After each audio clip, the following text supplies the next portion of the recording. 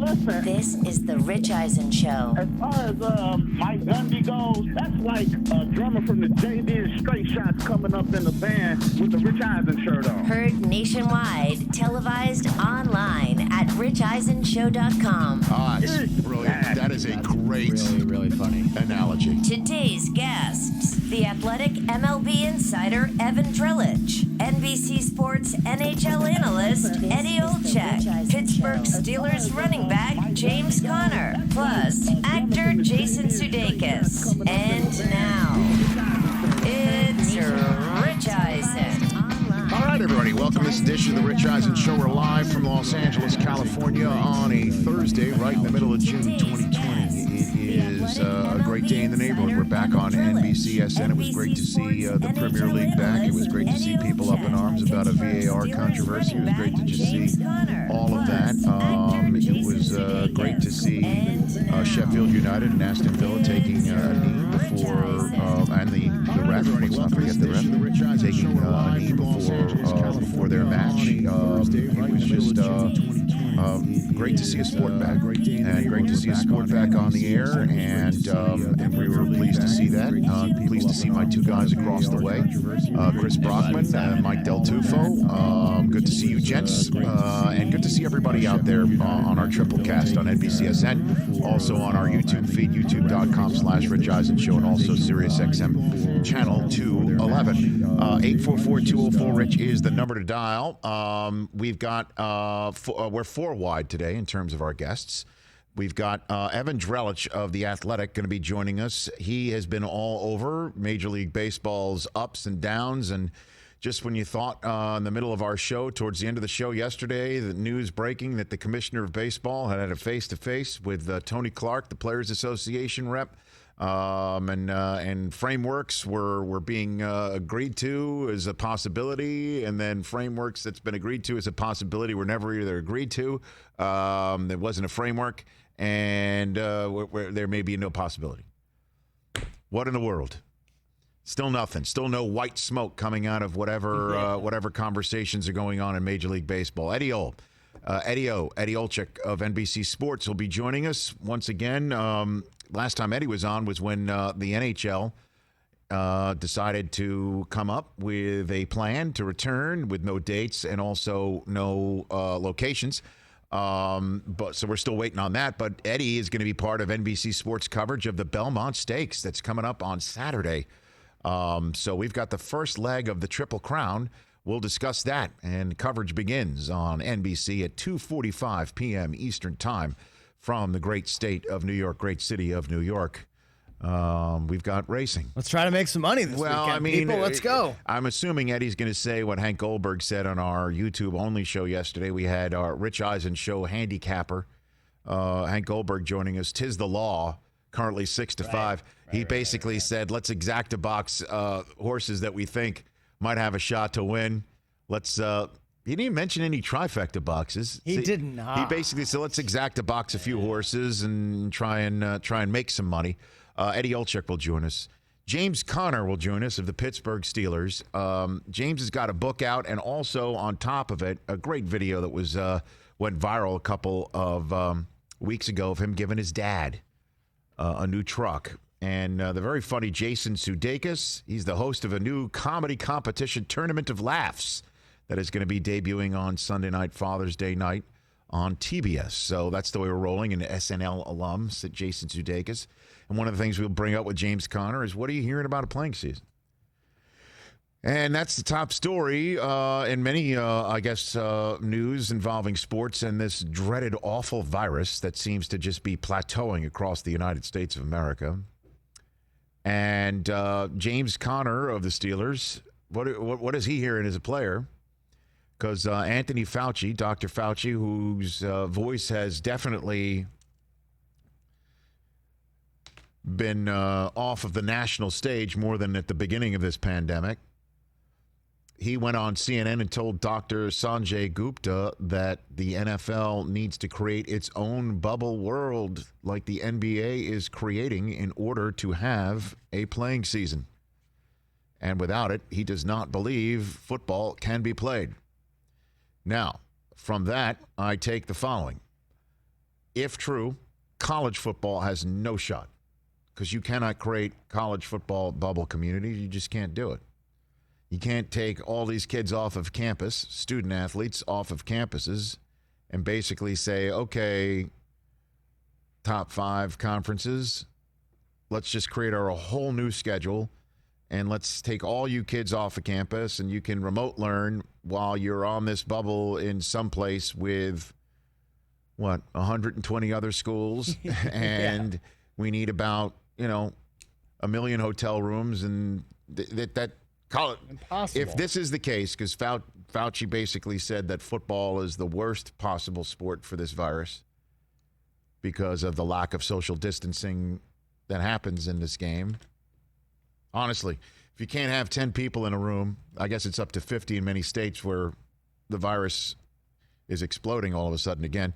There's 11 on a team, 11 in a huddle. So that's the first thing I thought of, is that if this is true college football's history, and then if this is true, then the NFL, as mapped out by the chief medical officer, Dr. Alan Sills, who was on this show, I believe, 9 days ago, two Tuesdays ago, there's no bubble community. The NFL is not going to create a bubble world where all 32 teams go, and then we'll find 16 stadiums.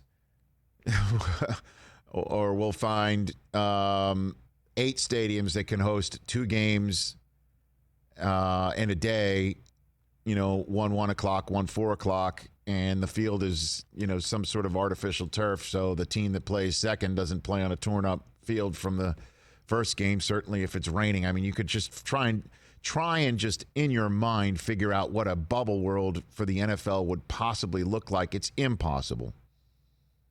Because at least the NBA is just basically telling somebody, you show up on July 1st, you're here tops 3 months.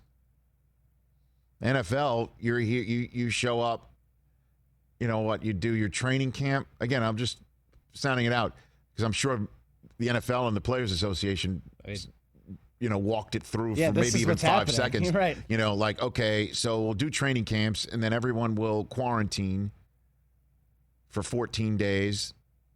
And then we'll show up in the bubble world, and then we'll play a couple of preseason games in the bubble world, and then everyone's got to live there. And who can come with you? Wives, kids, for 53 men, or it's got to be more. You're already hearing the practice squads might be expanded to about 16 players as opposed to 12 because you need more people, and I imagine the practice squads will be sequestered in their own right, so that they're COVID negative when potentially they're called up because somebody's COVID positive. And didn't Dr. Fauci kind of bring up the same thing that we've been talking about? If a player tests positive, he's out multiple weeks. So say your starting quarterback tests positive. Right. You better have a good backup. You better have a good third stringer. Albert Breer mentioned that quarterback rooms might be totally separated. Which is a bubble within the bubble. A bubble within the NFL world that they're creating in 32 different facilities. You hear that and your head just explodes. I saw a tweet of somebody putting out what a COVID-19 football mask might look like, and it kind of looked badass. Well, I know, but every football player went online on Twitter and responded like football players will never wear that. Well, if it's between playing or not, maybe they're going to have to wear it. Yeah. And the NFL, at the ramp up of time that they have had to see what other sports leagues can do, whatever can happen on the ground with therapeutics and also with vaccines, which, again, you're hearing end of the year is the ultimate possible pie in the sky. You hear that and you're just like, oh, my gosh. But the NFL is still going to attempt it, and we're still sitting here castigating, calling, out Major League Baseball for not even getting on the field. The NBA is going to try it. The NHL is going to eventually give us some dates. We're still going to go through with this thing. Give it a try. Give it the old college try. But if football needs to have what Dr. Fauci is saying and the NFL, that is not its plan. but at least it's 32 teams with a roster and a staff that, you know, maybe tops out if you try and keep everyone separated. What, like staff and everybody, players, 120 maybe? You know, a lot of people per team. It is a lot of people per team, but college football? Impossible. They have bigger rosters anyway, and how are you going to monitor 200 people on a college team times 130? Oh, my goodness. 844-204-RICH is the number to dial right here on the show. And again, I don't want to I'm not going to turn James Conner into a health expert, but as we all know, part of the reason why he's coming on is his book is called Fear is a Choice. And the reason why it's titled that is because he was diagnosed with Hodgkin's lymphoma in his junior year of college. And he's overcome it, and he gets drafted by the team that also plays in the building where he played in college, and then gets a shot with Le'Veon Bell holding out.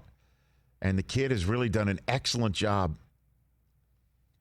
So, in a way, I mean, is he in the group of people that might be exposed to the detriment? So we'll ask him about that. Also, on the NFL front, you know, when we were on the air yesterday, Anthony Lynn mentioning that Colin Kaepernick is definitely the style of quarterback that would fit their offense, and that he would be potentially a summer workout for the team. The headlines came out, Chargers working out Kaepernick. As of right now, that is not happening. The Chargers are not working out Colin Kaepernick for sure, but Anthony Lynn sounds like he's going to make sure that the old number 7 comes in for a visit. And as I mentioned yesterday, just to recap for the NBCSN audience that might have been watching what the rest of the world calls football, it's time. It's time. And I think Los Angeles would be a perfect city for Colin Kaepernick to show up. And Colin Kaepernick would show up. And if there were fans, I think fans would definitely want to get that powder blue number 7. And you could say, well, what chances are that he's going to play? Well, if Tyrod Taylor doesn't fare very well and Kaepernick can, he could be your starting quarterback for the Los Angeles Chargers by week 3, week 4. Honestly, guy works out. And Herbert just sits back and learns? I don't think. Here's what I think about rookie quarterbacks this year. Why even bother? Right? I don't think. I mean, they're not getting any reps. Right. 0.0 reps. 0. None. And unless you just need to see what you've got right away for whatever reason. If you're Miami and Tua's coming off of this hip, why in the world would you want to start him week 1 of an offseason where he has 0 reps, 0.0? The only reps that he's had so far are the ones that he's given himself. And you got Ryan Fitzpatrick sitting there with the beard that matches his hair. Why wouldn't you do that? And so if Tyrod Taylor comes out and he's, knock on wood again, somebody that can actually, a season actually happens, and we'll game it out. The Chargers are at Cincinnati, home for Kansas City, home for Carolina, at Tampa, at New Orleans, by the way, on a Monday Night Football game. We'll get to Tampa in a second. What if they're 1-3? What if they're 2-3? What if Tyrod Taylor gets sick? What if Tyrod Taylor gets hurt? You want to throw Justin Herbert out there in the middle of all this? I'm telling you, man, Colin Kaepernick is beyond ready. And you heard, I mean, if you're a team right now, you're talking about cover. What do you need? Commissioner says I encourage it. And the man who absolutely demonized Colin Kaepernick, there's no other way to put it, and harassed the NFL on almost a daily basis, and called the guys on the screen that you see right there sons of bitches. that should be fired out of the league because they're not standing for the national anthem. That guy, President of the United States, said yesterday, Kaepernick deserves a shot. Now, interestingly enough, he also said as a rookie, he did well. Kaepernick hardly played as a rookie. It was his second year. But his second year is where he ascended.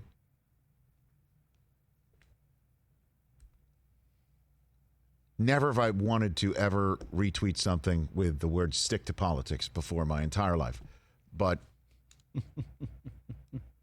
the cover, if it is still required by a National Football League team, is there. There's no reason at this point in time to not hire this man if he wants to do it. Now, he said last year he wanted to do it. We haven't heard a single word. I have no idea what his game plan is or what game plan he wants to have. Cam Newton, by the way, would be an excellent hire as well. He also All is right? out there. I mean, It's entirely possible a fourth-string quarterback plays this year when the head of the NIH basically says you need to create a bubble community, keep everybody safe. I'm telling you, opportunity is there. The groundswell for wanting him to have a job is there. The political cover, if it's required, is there. It is time for Colin Kaepernick to get a job in the National Football League. Los Angeles, pretty good spot. I mentioned Baltimore. You want to talk about that? Chris, look up who the offensive coordinator in Baltimore is, would you please? Okie dokie. The Baltimore Ravens offensive coordinator. You've got Lamar Jackson, your Madden cover quarterback. You've got RG3. Who else would fit if neither of one of those gentlemen go? You can go Trace McSorley very well. Greg Roman. Yes, Greg Roman. Would you Raven. care to look up the offensive coordinator for the San Francisco 49ers when Colin Kaepernick put them on his back and was at the time the ATM machine, as I said? You put in your card and out came money from either savings or checking. Money was coming out. Running or passing. Kaepernick was doing it. It was Greg Roman. The offensive coordinator was Greg Roman. Greg Roman. Yes, sir. Same one. Same guy. Come on. I can keep going on and on and on, but I think I've made my point. So we need to take a break, and your phone calls still lurk. Evan Drellich of The Athletic, he has been all over what is going on between the Players Association and Major League Baseball. We will find out the latest next, live on The Rich Eisen Show on NBCSN and more.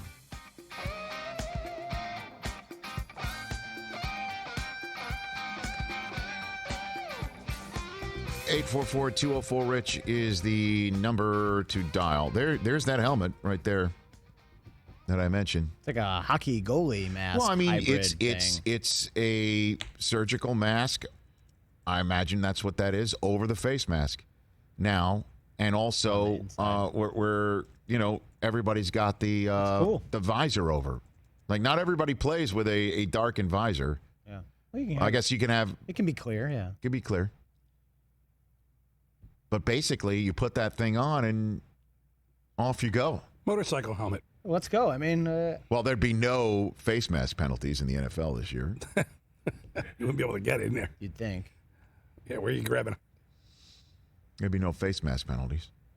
And it would be easy to tell who had the face mask penalty when the mask just comes flying off.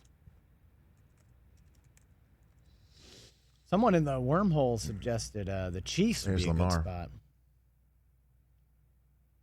Yeah? Chad Henney's the number 2 right now. They also have Shea Patterson. They do. But They do. all due respect. Well, Shea. as I said, when they signed Shea Patterson, I said, hey, if they signed Scott Dreisbach, then I know that there's something going on here. Nice. I got a lot of Denard Robinson. Bring Elvis back. Did I see Denard Robinson get hired as a coach somewhere? Did I see that? Really? Yeah, I think somebody was brought in shoelaces.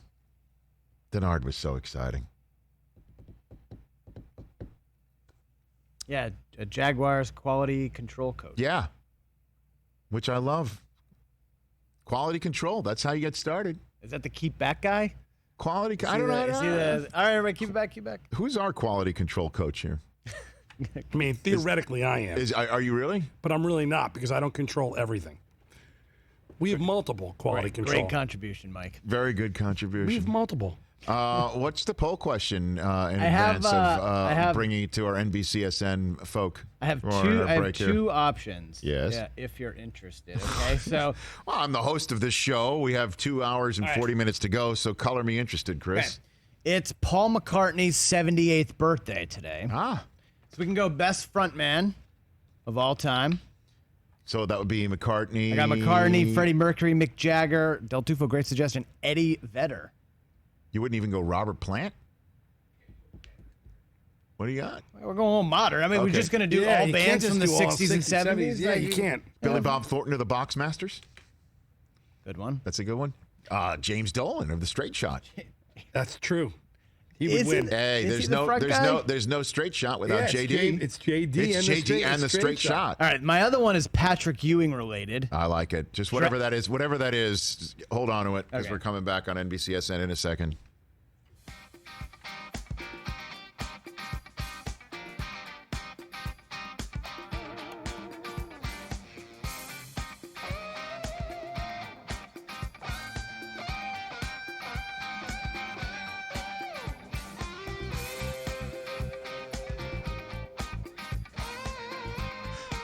All right, everybody. Welcome back to the Rich Eisen Show. This gentleman has been all over it with his colleague Ken Rosenthal at The Athletic, the it being what's going on with Major League Baseball. And I have no idea what's going on with Major League Baseball, which is why we said to Evan Drellich, please call in and call us up. And he did. How are you, Evan? You know, another day, another twist. It doesn't seem to end. Thanks for having me, Rich. You got it, Evan. So what's the O. Henry-like latest with the twist, sir? What do you got for me? Well, we are waiting to see if the league will up its offer from 60 games. So that came in when Tony Clark and Rob Manfred met face-to-face kind of secretly in Arizona where Tony Clark normally lives. And it's progress because it includes full prorated salaries. It's the one thing the players have been harping on for a long time. They're not going to take a further per-game pay cut. And the owners finally came up off of that, but the players are sitting there now looking at it and saying, this isn't that much different money-wise than what it would be if you just implemented that 50-game season you were threatening to implement. So we want some more games here. And the league is saying, wait, I thought we had a deal. So even when they have a nice face-to-face meeting and make progress, there's something dragging everybody down. Okay, so then let's take it step by step here. So the commissioner last week at the draft says 100% we are playing baseball because we still have that backstop where I can unilaterally say this is what we're doing. The Players Association then says on Friday, well, it's time for you to do that because we're done talking. You just tell us when and where. And the whole concept of when and where, along with an honest day's pay for an honest day's work, can be easily absorbed by a regular, normal citizen of America. So it doesn't matter that if you're making minimum wage, you're making $1 million gazillion dollars, it still makes sense. So then that happens, and then the commissioner of baseball goes on ESPN Monday night and then says, I'm not so confident anymore. How did he wind up in Arizona after all that, talking to Tony Clark? Well, if the commissioner had gone forward and just implemented a season, it would have brought a grievance. And the owners don't want to deal with the grievance. They don't want to deal with playing a season, putting out the money to do that, and then worrying that the players are going to come back over the top and they're going to have to owe the players hundreds of millions, if not $1 billion. And I think there was a realization that everybody is better off with a deal. So Manfred essentially had his bluff called, and he went back to the table. And he approached Clark. They got together in Arizona, and they started to work on the framework of this deal. But where they diverge here is whether or not they actually got to a hammered-out framework. The league clearly thinks, like, yeah, we had something in place that needed to be ratified, essentially, that you were going to bring back to your players. And the players are saying, no, we didn't. This number of games is not enough. So, again, even when they start to get on the same page, they finally got to the point where full prorated salaries are what they're talking about for both sides. They're just not there yet. So, again, I'm trying to drill down here as to what the owner's intentions are. Because we know what the players' intentions are. They agree to something in late March, and they want 100% of their salary, and that's why they keep wanting as many games as possible, because if they're going to get 100% of their salary and they play more games, they get more salary. That makes sense.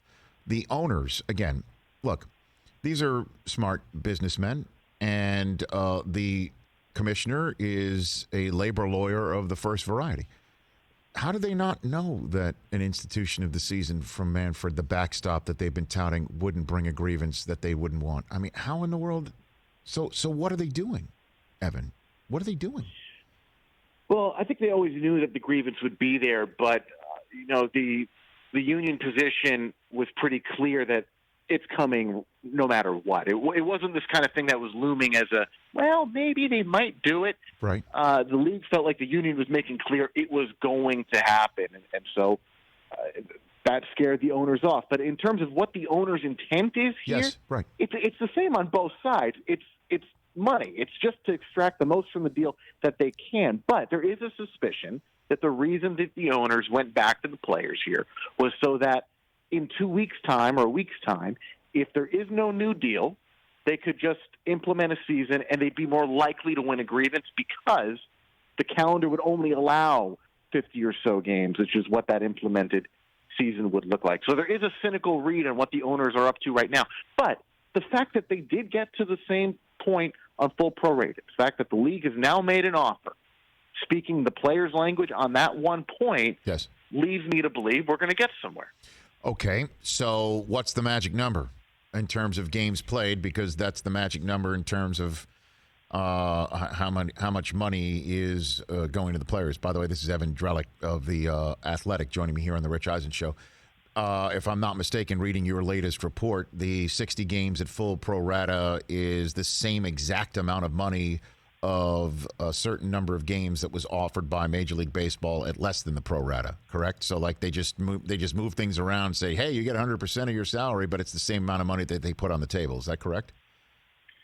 So this offer is for about $1.57 billion guaranteed. That's more guaranteed money than the previous offer. The potential total earnings in this deal is about the same. So whereas before the players were griping about the pro rata amount and the per game amount and the guarantee, now it's a little bit more to the issue of, well, what's the total? And the player stance is simple. We want more games because more games create more money for us. Yes. And if we are going to give up the right to file a grievance, if we are going to give you this expanded postseason, even if we take the DH, we are giving you, the league, potentially hundreds of millions of dollars worth of value. So they just want to make sure, from their perspective, that they're getting that value back.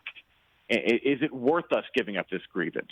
So the number of games, your guess is as good as mine. Last offer from the league before this was 72. This offer is 60. Split the difference, 66, 67, something like that. And that'll do it.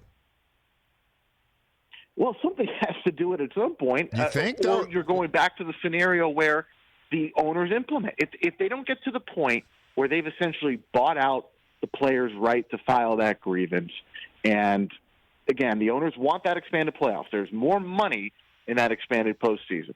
If they don't get to that, then the owners still have the power, technically, to try to implement that season. It's just a mess. It's a nightmare where you'd have this ongoing background grievance while the players report, potentially worth a huge amount of money. Well, I mean, how many players would report, though, Evan, right? I mean, if this happens and the grievance is being filed and the health and safety protocols haven't even been agreed to yet, and we still don't even have a schedule. We don't even have an idea. I'm assuming that there would be home stadiums would be used, but with no fans. And we have no idea what it would look like for a player to travel. We have no idea what it means for the Toronto Blue Jays because they're in Canada. We have no idea about any of that stuff right now. How many players would basically say, if it is in fact implemented by the owners while the union's grieving, how many people would just basically, do the old Rodney Dangerfield from Caddyshack? Oh, my arm. Oh, like that. Yeah. Oh, wait a minute. That kind of hurts in my hip. What would happen there, Evan?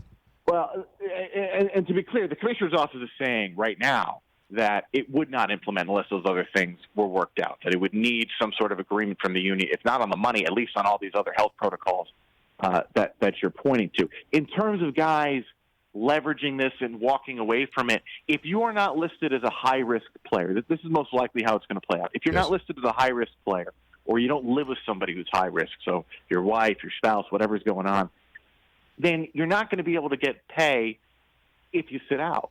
And it might be the case as well that you're not going to be able to get service time. So it would be a very unique person who's already got money and who's already basically hit free agency. How else did you get the money? If you're willing to sacrifice those things and sit out if you are not high risk. And you can't just strike right now. It's an illegal strike. It's not something the players could just decide to do. So I don't think you're going to see this mass movement of players who really don't have something wrong with them, who don't have a legitimate worry, back away from this season. Okay. A few more minutes left with Evan Drellich of The Athletic, MLB insider here on the Rich Eisen Show. What do you make of the report that SNY put out there? And then again, SNY, you want to take a look at parent company, you see the New York Mets and the Wilpon family. Saying that's anywhere between 6 to 8 owners, and 8 is a magic number because if 8 get together, nothing gets passed. 6 to 8 Major League Baseball owners want this to fail, want this to burn down to the ground, don't want to throw any money at this, think the season's a total waste of time, and certainly would be throwing good money after bad. What do you make of that report, Evan? So Ken Rosenthal and I actually reported the 8 number, and I think it was Andy Martino SNY who reported the 6 number. Okay, so the difficulty here with this is that you can say an owner doesn't want to play, but what does that mean? Does it mean an owner does not want to play, period? Does it mean an owner does not want to play if you're paying the players full prorated salaries? Does it mean an owner doesn't want to play if you're paying full prorated salaries and there's a threat of a grievance? So all along, from the very beginning, let's take the first case first. There was a belief that there were some owners who just didn't want to play, period. People who looked at the season said, I'm going to lose more. It does not make sense. Let's just kick it down to 21.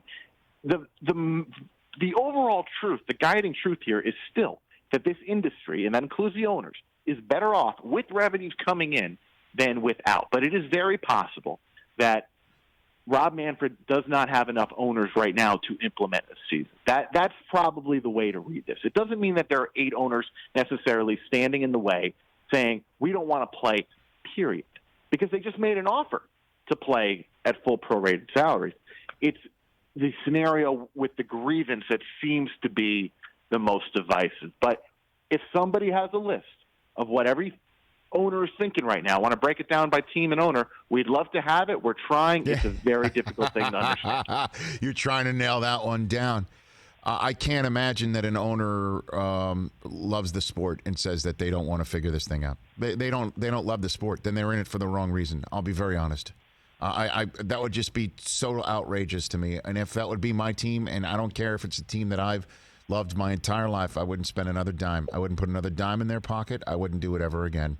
And I think owners need to think about that. My buddy Keith Olbermann came on the show the other day and said that this is what, the hard line, if you will, not wanting to play, wanting to burn it down, wanting to show the players who's boss, not wanting to spend any money, that this is an absolute, one would say plan, absolutely something that they have in mind, and they think they're winning. This is what he said, and anybody else who thinks otherwise is naive. What do you think of that based on what you're hearing, Evan? There are hawks. Jerry Reinsdorf has been a hawk for 25 years. There are absolutely people who run baseball teams for profit.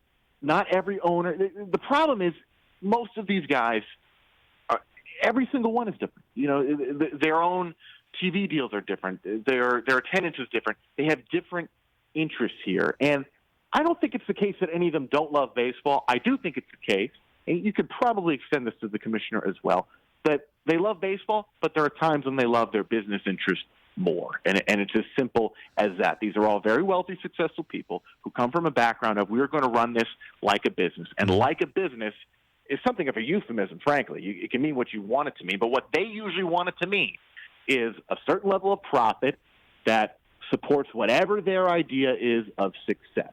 And the problem is nobody can sit there and go, no, you shouldn't make $30 million this year, or no, you shouldn't make $40 million this year. There's no controlling the amount of money these people want to take in on a yearly basis. All right, Evan, before I let you go, crystal ball it for me. What happens here from here on out, do you think? Next couple of days here, I think something has to get done. The calendar, if they're not going to push the postseason back, and the owners are firm, they're worried about COVID-19. Dr. Fauci's been talking about that publicly as well. If the schedule is going to stay the same, you just don't have that much time to get these guys to spring training. Spring training needs to be at least 3 weeks here. They're on the same page on full prorated salaries at this point. They'll figure out the number of games, and we'll have guys reporting, and you'll see a baseball season starting in mid to late July. So you think we may get like a Father's Day present? That's Sunday, obviously. But what do you think? Why not? I mean, the commissioner's office has been so good with timing everything, and every message they've sent out so far has landed perfectly. Why wouldn't they be able to pull that? Oh, man, at some point we're just going to stop being so sarcastic and using our smile as our umbrella with this sport, man. You know, I'm with you. I have the same approach, you know, just trying to make fun, just to make light, just to try and, you know, laugh off the absolute misery of what's going on. No other sport's going through this right now. None. But I think you've just kind of pointed it out, Evan, is that, you know, some owners have different agendas. You're a player. You're sitting on the side. You've come to an agreement like, all right, we agreed that we're not going to be paid our full salary this year. It just depends on how many games we play. You agree to that. Now they come to you later on when it's time to play and say, we need to take more away from you. So your first thought has got to be like, what gives? And then you hear there are other owners that have different agendas, some of whom don't even want to play based on certain thing, certainly with a grievance, which you know is your ultimate hammer. If you're a player, it's your ultimate hammer. And then tell me if I'm wrong here on any of this. And then you're sitting here and you're thinking about all this stuff. And now you're wondering, even if they come to you with the full prorated salaries right now and talk to you for a week, that it could be used against you to take your hammer away, and then they can institute a shortened season and not pay you as much money as you think you're worth when you're putting your health on the line. And you're wondering if what's happening right now between the commissioner and your union boss is really even legit. Am I wrong on any of what I've just said? You're correct, and you have to add the context of how much animosity and distrust exists between these sides leading into this. There is nothing that's happened in recent times that would make the players think, you know what, the commissioner and the owners, they've got my best interest at heart. If we give them some money back right now, come next winter, come free agency, come arbitration, they're going to do right by us. They're going to use that money for good purposes, for the betterment of players and the sport. That logic does not exist. It has been destroyed through a variety of issues and happenings in this sport. Well, Evan, I think maybe we should just like hug through the phone line and just cling to one another, even though we've never met. That's the way I kind of feel right now. I'm with you, Rich. Okay, thanks for the call. Great reporting with you and Ken. Thank you. You got it. You got it. That's Evan Drellich of The Athletic. Right? So even right now, if you're sitting here wondering, like, come on, players, why are you saying that there's no framework of a deal when this sounds reasonable? Why are you going to be pushing back on the owners? You should get out there too. They're left to wonder, is what this gentleman on the screen, and Rob Manfred, as well-intentioned as he may be personally, is he being put out there by a faction of owners to talk about this, knowing deep down in the recesses of his mind as he's talking to Tony Clark, he doesn't have the ability to come to this man. That's Tony Clark. Fans of baseball, the Rays and the Tigers may remember him. Big power-hitting lefty first baseman, right? As he's talking to Manfred, is he sitting there thinking, does Manfred even have the votes to tell me what he's doing right now? And is he here as an unwitting participant in the people who have the votes to block it? Is he here to try and run out the clock between now and the date by which he can implement the shortened season? Is he trying to run out that clock so he can say, here's the shortened season, and by the way, arbiter, don't uphold their grievance. We were good faith negotiating. We gave them the universal DH for 2 years. That's more jobs for hitters. We gave them, we coughed up a whole bunch of stuff on the table. They just didn't agree to 60 games. They wanted 70, they wanted 80, and we can't play when there's COVID and the regular influenza season in November. By the way, I don't think there's ever been that argument ever put before an arbiter. I think I'm hammering all this out. I'm trying. Look, the last thing I want to do is turn a show into labor law, but I do have that degree from Tulane Sports Management, thanks to Gabe Feldman, that he did not actually sign. But that's what's happening right now. And I can only hope that Manfred does have the votes and that the union does have some level of trust, just a kernel of trust, sort of like that old, heart for the Grinch that is still there. It's still there, and it'll grow and it'll grow. And there will be a Christmas. And all the toys that we think are getting stolen right now will be right there under the tree. I can't make any more Dr. Seuss references. Maybe the Lorax can come and the truffula trees will grow. Have you read that to your son yet? Keep going. Okay. Not the Lorax but yet. Okay, very good. Yeah, not yet. Phone lines are lit. I've got phone calls to take, 844-204-RICH. We also have a poll question to unpack. We also have got some ponies to talk about because the Belmont Stakes is this weekend on NBC. James Conner of the Steelers will join us. Jason Sudeikis will give us a laugh. And then there's our phone calls as we roll on NBC, SN, and more in a moment.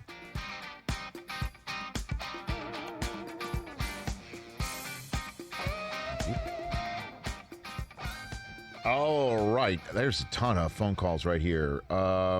Should we take one, Christopher? What do you think? All right. Yeah. Take Roy. Take Roy. Let's wait. We'll take Roy when the NBC audience returns, okay? Let's go to Mark in Washington, D.C., our nation's capital. What's up, Mark? Hey, Rich. Love the show. Thank you, so sir. much for taking the call. Thanks for making it, sir. 92 graduated from University of Michigan, so I owe you a quick apology. You might remember bumping into me in L.A. as I turned the corner with my family, freaked out that I saw you, made you introduce yourself to my entire family as a University of Michigan graduate. We were in an outdoor mall. Sorry if I accosted you and your family. Just excited to see you. Was I there with my family? Was I there with my family? You were there. Yeah, you were there with your family, and you had been going, I think, to the parking garage, and you literally turned the corner right into me, and I was like, "Oh my God, that's Rich Eisen." I'm sure it was a wonderful moment in the parking garage. I accosted you. You were so nice. Thank you very much. That's my pleasure. I'm just glad that we were all well behaved on the Eisen side when you found us. Well, thank you very much. So, quick question. Yes. As a DC Metro native and Nats fan, if the season resumes and the Nats are basically lucky enough to repeat, do you think history will, look unkindly to such a repeat? Look, I don't think so, and you don't. I don't. Look, you won't be repeat champions in the way that the Yankees were or anybody else. Obviously, it's not a 162 game season, but I think any championship under these circumstances will be one of the most prideful trophies in anybody's case. And I know that there won't be any stats. There won't be anything like that. But we're clamoring for it. We can't sit here and say, so what? We can't turn that into a piece of metal. But history is going to look on this with like, sure. That was the No. I think season. for the Washington Nationals to be viewed as repeat champs, they'd have to do it in the next 162 game season, and then, and then we can technically call them repeat champions. But unfortunately, COVID's put that out the window. But I think if the Washington Nationals repeat, and anybody who wins what's going on with COVID-19, I don't want to see any asterisk next to it. I still say that you are a champion of a sport. If the Indians win this year, no one is going to be like, the Indians broke their curse. I understand what you're saying. I still think it's an excellent achievement. But thank you for the call, and I appreciate what you're saying, and it's good to chat with you again. Also, we're up against it, as I say. We'll back in a second.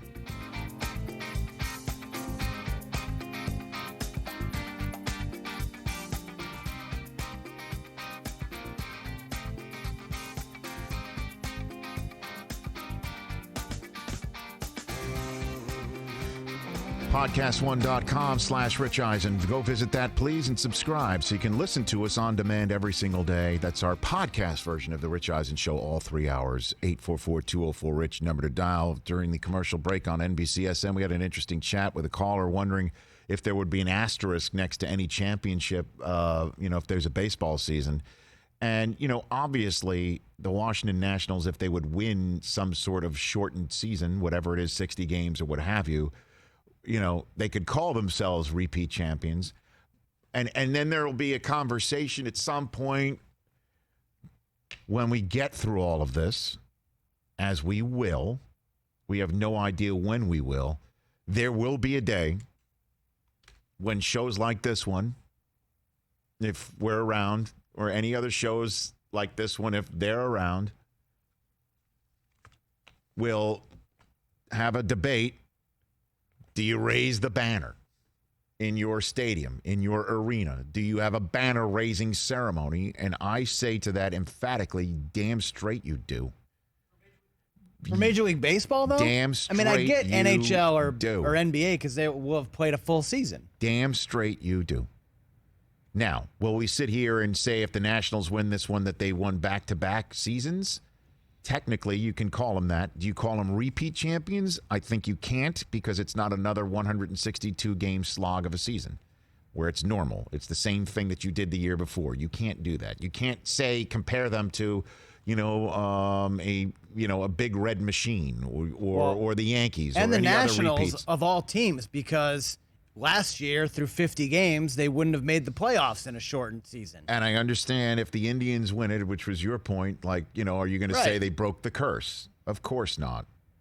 Of course not. And then but this winning anything, if any sport attempts to start from scratch and win, or the NBA, I mean, you could say they played 70 games. It's a new season. It's a totally new season. You're assuming that the teams that were really. Well, it is a totally new season in the fact that you're starting again. They're human beings that haven't played in 10 weeks. But they're only starting weeks. with 2/3 of the league. If it were a real season, we'd have all 30 teams. Be that as it may, you're still assuming that the teams that are the best from the first 70 games are going to be just as good now. We're assuming that. Yeah. We have no earthly idea who's going to be fully available in terms of being healthy or not. Right. In terms of, maybe getting hurt. Like, what if Anthony Davis, just to use an example, pulls an oblique or something because he hasn't worked out in forever, or he hasn't done anything for ping pong. I'm sure. Singles as opposed to doubles. Singles. So, put all that together, and when you do win something, it is an amazing achievement. Because you've got to go through all of these aspects of put yourself in a bubble community, put yourself in this hotel, put yourself over here, wonder if you've got COVID, you get something, you're swabbed here, your magic ringing there to get into your door, you haven't done anything that's normal, and yet you win something. It's an achievement of significance. Anybody who does it. Okay, Anybody. so let's look at it individually from a baseball standpoint. Let's say DJ LeMahieu hits 401. Are we celebrating that 401? No, of course not. Of course not. We're saying that's incredible that he hit 400 over a 60-game span. But guys have done that before. Exactly. It's a different season, and we need to look at it differently. If we are saying these sports should come back, baseball in particular, to bring us together, to give us something that we need to latch onto of normalcy, as we are all wondering if the world is literally spun off its axis. If that's what we are saying, then we cannot sit here and hold them to the same standards of, well, this is, something that needs to be put in a record book. Let's put that aside. Let's put it aside and just enjoy it for what it will be, which is competition and something that we can look at as a small race for the same trophy. It should be the same, if you will, piece of metal, the same trophy. It will go in the record books as the champion of this season. There should be no asterisk. We will know what 2020 is. It will be emblazoned in our minds forevermore. That's it. And we can have arguments, and fans of Cleveland could say, we broke the curse, and everyone knows it's a totally different story than what it normally would be, but it's still an achievement of note that people should be proud of, and damn right you're putting a banner up in the stadium. Because when everybody pulled together in that year of 2020 and got out and put their health on the line, and everybody in charge of the sport did all they could to keep everybody safe, and yes, get as much money as possible so the sport could continue on and on and on and on. Everybody banded together that year in 2020 to do it. for us, the fans, to sit at home and see something normal, and you won. You actually took down everyone else in this competition. That's a significant achievement. So let's give them a different looking trophy. No, you give them the same damn thing because that's your sport. I don't know. What do? I mean, you give them a little mini version of it? This is like it's like the NFL having a 5-game season. That's basically what we're doing here. So if the NFL played 5 weeks this year, what are we going to do? Will it be the same thing as winning a Super Bowl? Right. I see your point. I'm saying it's a significant achievement. There will be an argument one day. Should you raise a banner? I'm saying yes. You can't give out something other than whatever the trophy normally would be. You want to have arguments forevermore that trophy in the case doesn't mean the same thing as my trophy in my case because I won a full season? Fine, have that argument. Great topic for shows like us. But the trophy should be the same. It's what the sport gives out to its champion. And this year would be under such unique circumstances. Yeah. Here's what we should do. We should make a miniature version. It should be like a third of the size of the real one. Yeah. Well, depending a pro rata like trophy. a pro rata trophy. That's what we should give out. You only get like 12 flags. How many trophy. flags are on the World Series Pro trophy? rata trophy. 30, so Say that 30, to somebody who left their spouse at home. You get like 12 flags. You leave your spouse at home. Actually, you know what would be and great? Your kids are wondering out where's dad, where's mom? Whatever sport you're talking about. My God, you guys are something. It'll be else. great if the Dodgers win this year and, say Clayton Kershaw's actually good in the postseason. Oh, my God. Then we can really have fun with this. 844-204-RICH is the number to dial Postseason here on the show. Let's go to Roy in Pueblo, Colorado. What's up, Roy? Hey, I'm Roy. Yeah, I'm in southern Colorado, baseball wasteland of America. Okay. And I just am upset that these discussions that are between owners and players, union, take no consideration for those of us who watch ball. As I mentioned to the fellow who answered the phone, I'm 86 years old. I've been watching since I was 6 years old with my dad, and I like baseball, and I need that because of where we live. I need to watch it on TV. I watch every game that I can. Mm-hmm. And, to me, this is like all the farmers banding together and saying, we don't like what we're getting paid. We're not sending any meat to the meat market. We need meat. We need baseball. Baseball is part of our life. But it doesn't seem like the people who watch baseball, the fans, are having a voice in this at all, or even being considered. Well, I agree, Roy, and I appreciate the call. And I think that, and again, your voice, and I appreciate you being heard here on the show, your voice, I think, is being heard or being amplified by the phrase when and where. That phrase, whoever came up with it, is the sports version of any phrase that works. Again, the phrase "Make America Great Again" that Trump used in 2016 was so simple for people to understand or relate to. There's different ways you could relate to it. When and where is a simple, relatable concept of saying we're ready. We're going to play. You just tell us when and where. Now, of course, owners hear that and go, all right, when and where? We'll tell you when and where, but now you're going to sue us. So do you really mean when and where? Right. What's the rest of that hashtag? Yeah. And then we'll sue. Then we'll grieve. And then we'll grieve. Okay. Yeah. But we, as fans, don't really care about the whole grievance. We just want the when and where. You tell us when and where we're tuning in. So when the players say when and where, we get it. And our voices of saying we're here when you are ready to play baseball, and you better be because we want to be there. When the players say that, it's kind of amplifying what Roy is saying, what we feel. And I think the owners heard that and definitely got moved to send the commissioner or for the commissioner to get on a plane. I just hope they come up with it. When and where? I mean, they were all saying it. You're seeing Max Scherzer's tweet on the screen. You just didn't use the hashtag.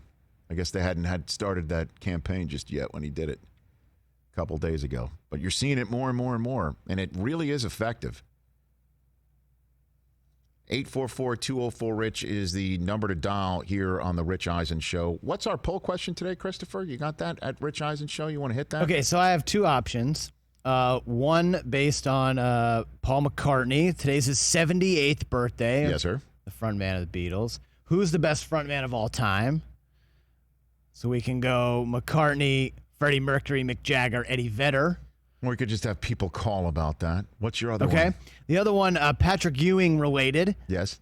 Drafted on this day in 1985. First overall by the New York Knicks. Today was a day he got drafted. Today was the day Wasn't he the got day of drafted. the frozen Wasn't envelope. the frozen envelope It day. was what the frozen envelope led to his drafting. Exactly. Got it. Okay, very good. Who's the most unlucky NBA star based on the era in which they played? Okay, what are the choices on that So one? Ewing obviously played Yeah. in the Jordan era. Yeah. James Harden plays now with Yes. the Warriors and the LeBron. Yeah. Elgin Baylor played back in the day against Russell and all those guys. Yes. Karl Malone played against MJ at the end. Okay. You could do this just on MJ alone, but I Yes, appreciate we you tried getting to- we tried to you get- just heard Roy is an 86-year-old man. We Right. want everyone to vote. Yeah. Do you think Roy's got a Twitter account? I hope so. Eddie Olczyk, James Conner. We'll talk ponies and football with you as well. 844-204-RICH. Second hour coming up.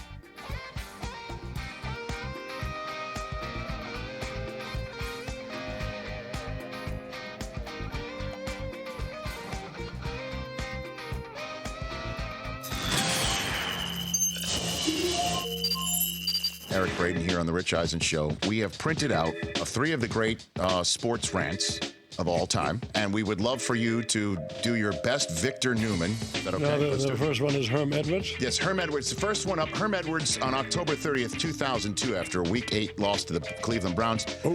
Here is play to win the game as told by Victor Newman.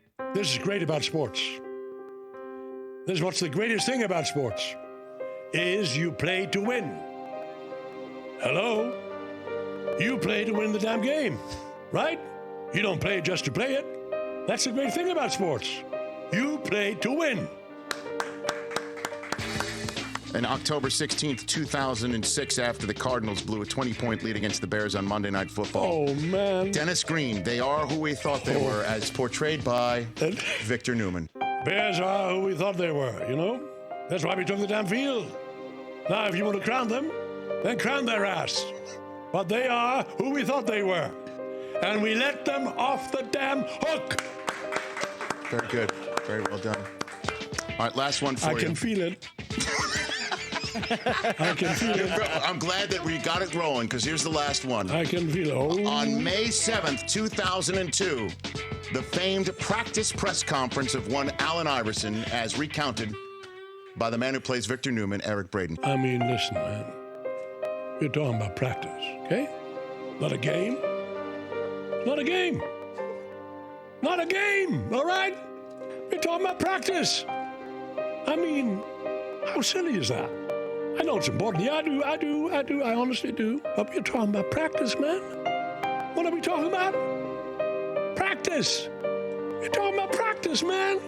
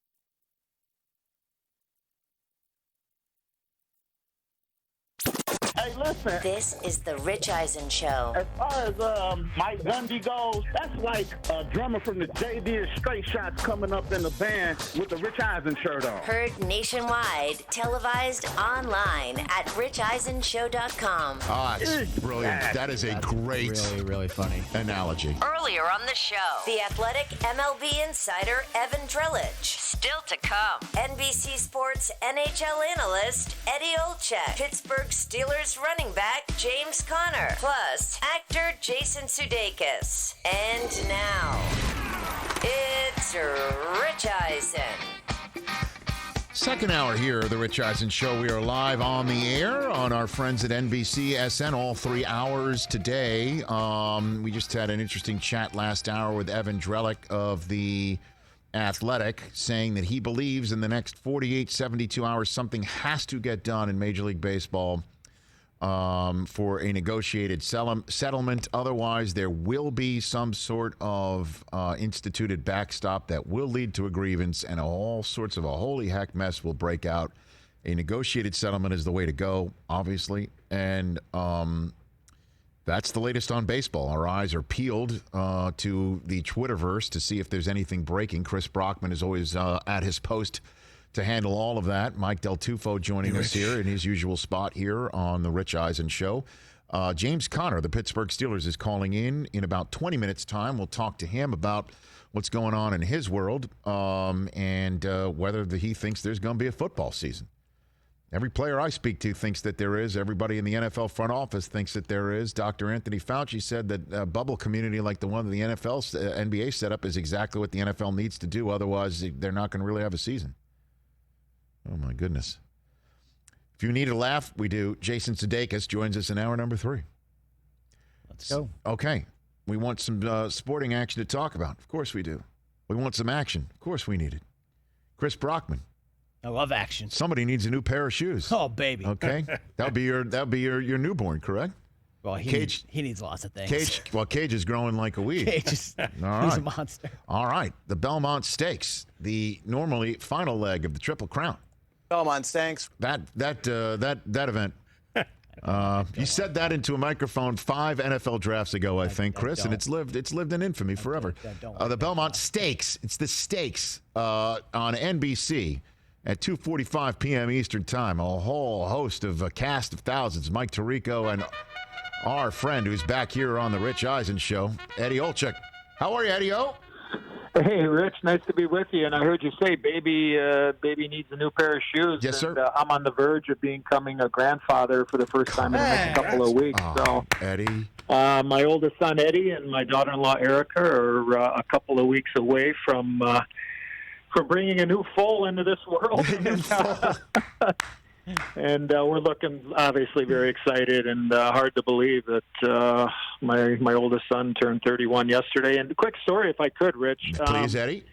Back in the day, in my hockey playing days, I was a member of the New York Rangers back in 1994, and I remember. We won the Stanley Cup. And in the celebration, our Stanley Cup parade happened to be on June the 17th of 1994, and all the families assembled at Madison Square Garden to get on the buses to take us to the floats to go down in Manhattan, Wall Street, and the Canyon of Champions, what have you. So all the families were there, and at that time I had 2 very young children. My oldest son, Eddie, happened to be his birthday. It was June 17th of 1994, but he was born in 89, so he was 5 years old, obviously. My youngest son, Tommy. So we're on the float, and it's about 90 degrees out. I got my sweater on, and it's got my shorts on and flip-flops, and it's like 1,000 degrees. And you got 3 million people out there and celebrating the Rangers' first cup in 54 years. And I don't know, maybe about a mile into the trip, Rich, my son, Eddie, my oldest son, whose birthday was that day, yes, tugs on my shorts and kind of, waves me down because he's a little fella, and I lean down and he says, Dad, I go, yeah, Eddie, what's up? He goes, thanks for inviting all these people to my birthday party. Oh. And I was like, you know what? The rest of your life, buddy, is going to be a letdown because I don't think they let 3 million people into Chuck E. Cheese here. So, there's no canyon.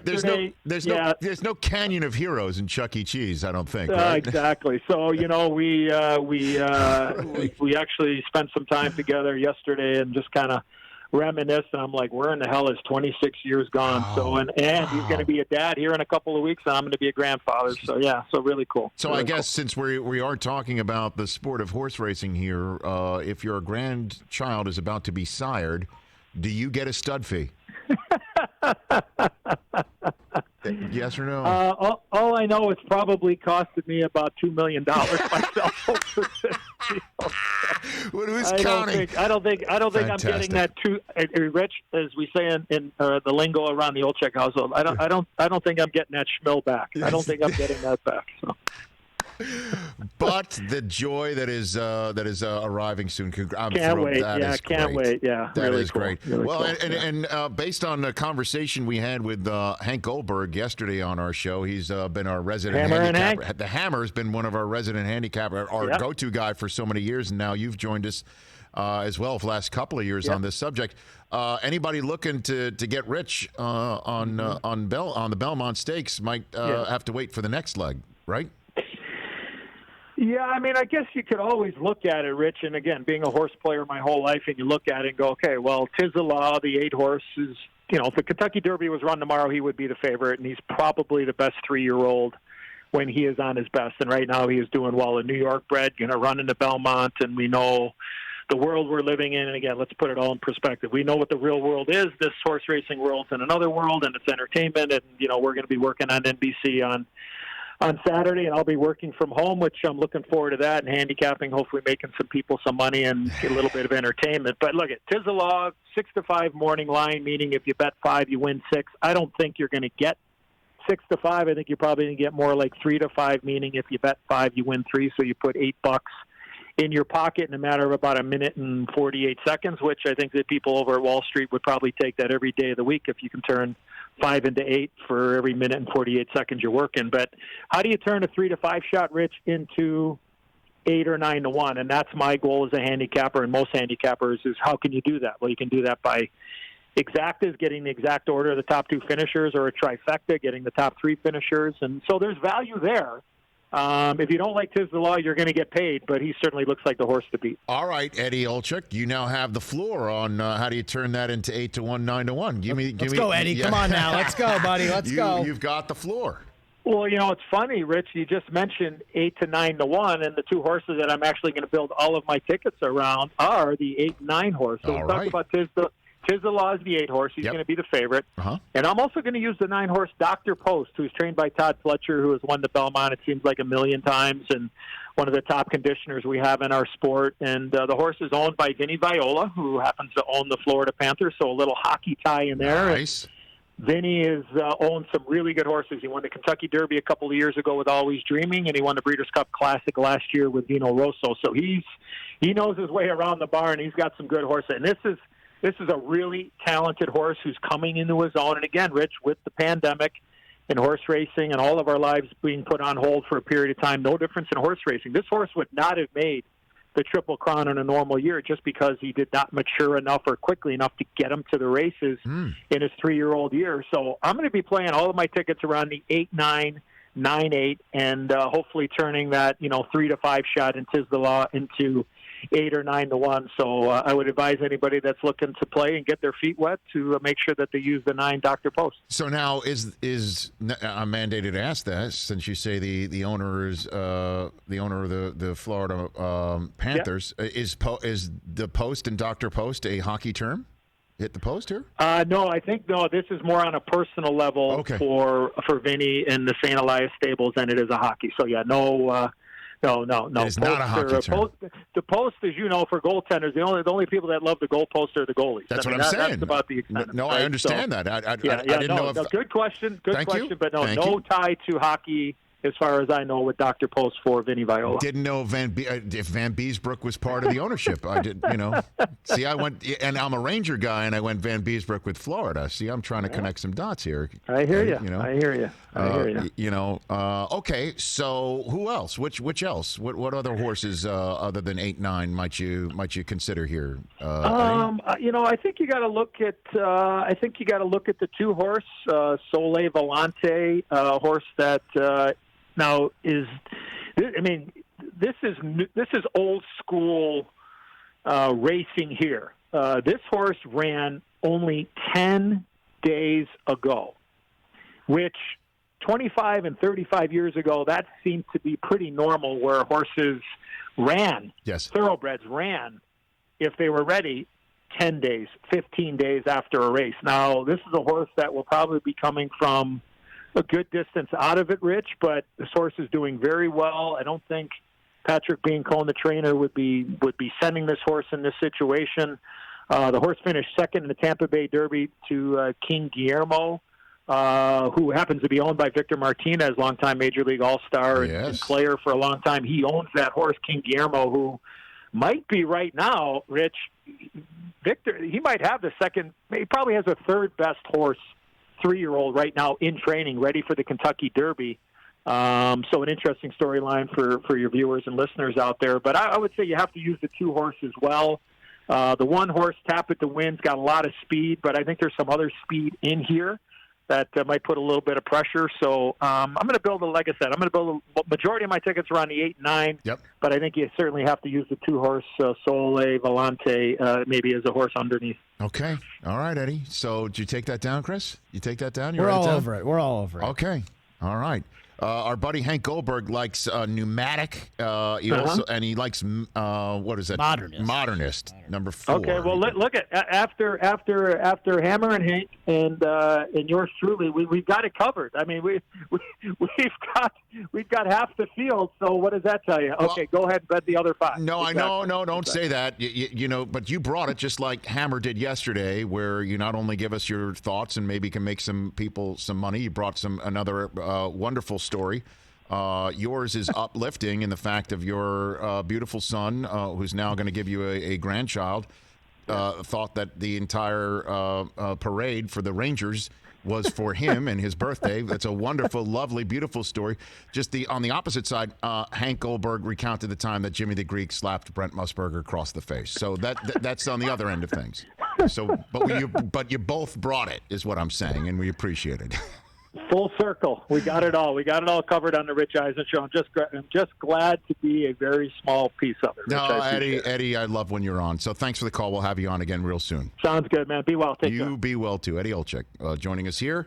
8-9. Exacta box 8-9. He likes it.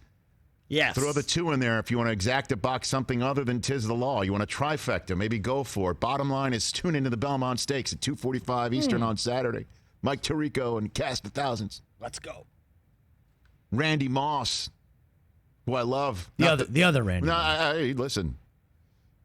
Randy Moss, I love Randy Moss. He's so By the way, Randy Moss on NFL Network, and I'll tell you why. I'll tell you what, man. I'll tell you why. A longtime executive in this world who was best friends with Steve Bornstein, the old NFL Network boss, loved playing the ponies. Cole told Steve, hey, this guy's great. Randy Moss, still now reporting on the Minnesota Vikings for NFL Network. 844-204-RICH, number to dial here on the Rich Eisen Show. Kathy in Philadelphia. Let's take her phone call here on the Rich Eisen Show. What's up, Kathy? Hey, Rich. How's it going? What's going on? What's on your mind? Well, first, Brockman, go Bills. Okay. I like it. Fair enough. I'm calling the Snitch Line to air a couple of grievances. Okay, very good. All right. The first, I have a grievance with the Pro Football Hall of Fame.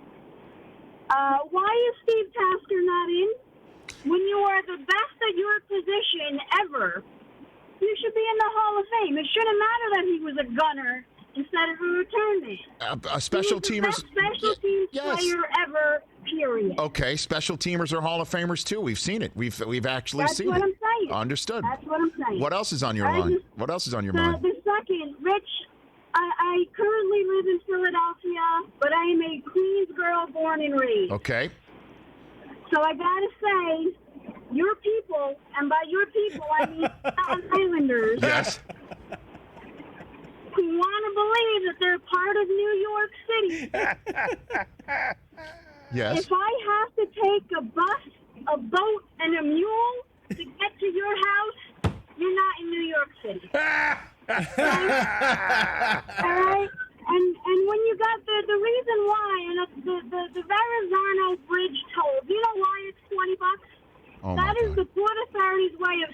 Are you sure you want it?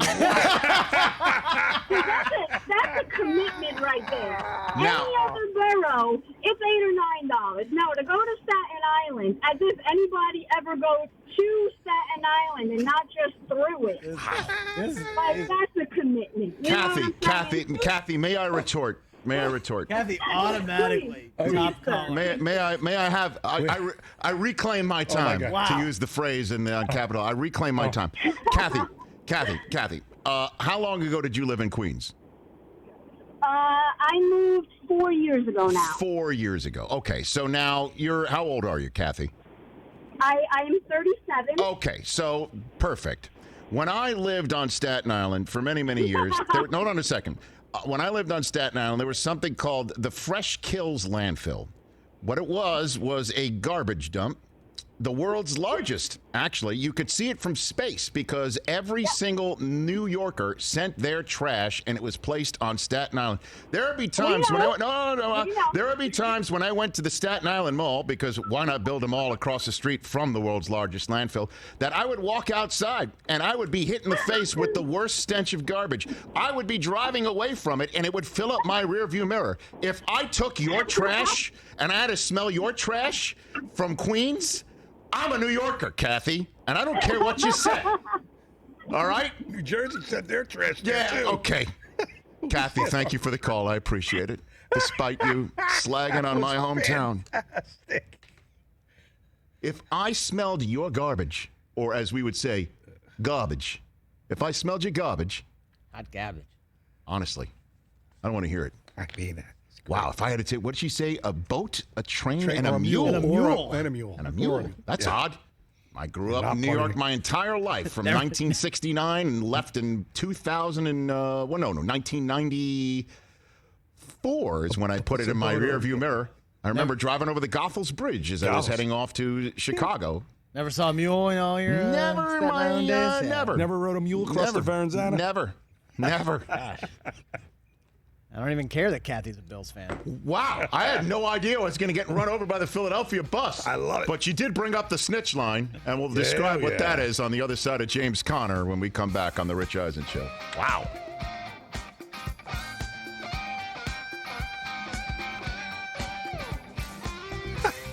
I'm sitting here. I'm taking phone calls. I'm getting back and forths. She started, boy, did she play me like a fiddle? She talked special teams first. You Go thought you Bills. were like, yep. By the way, your response just start like, what? Did you say whatever? I said that's fair. That's fair? That's fair. That's fair. Go Bills, that's fair. Well, they're the favorite. Go Bills.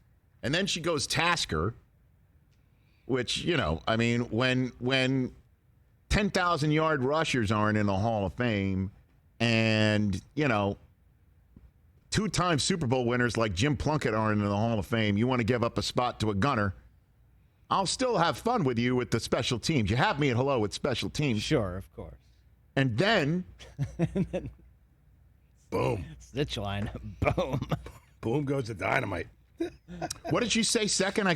I'm blacked out after she slagged on my hometown like that. Wow. That's great. What a call. Does she make our Twitter feed now, that phone call?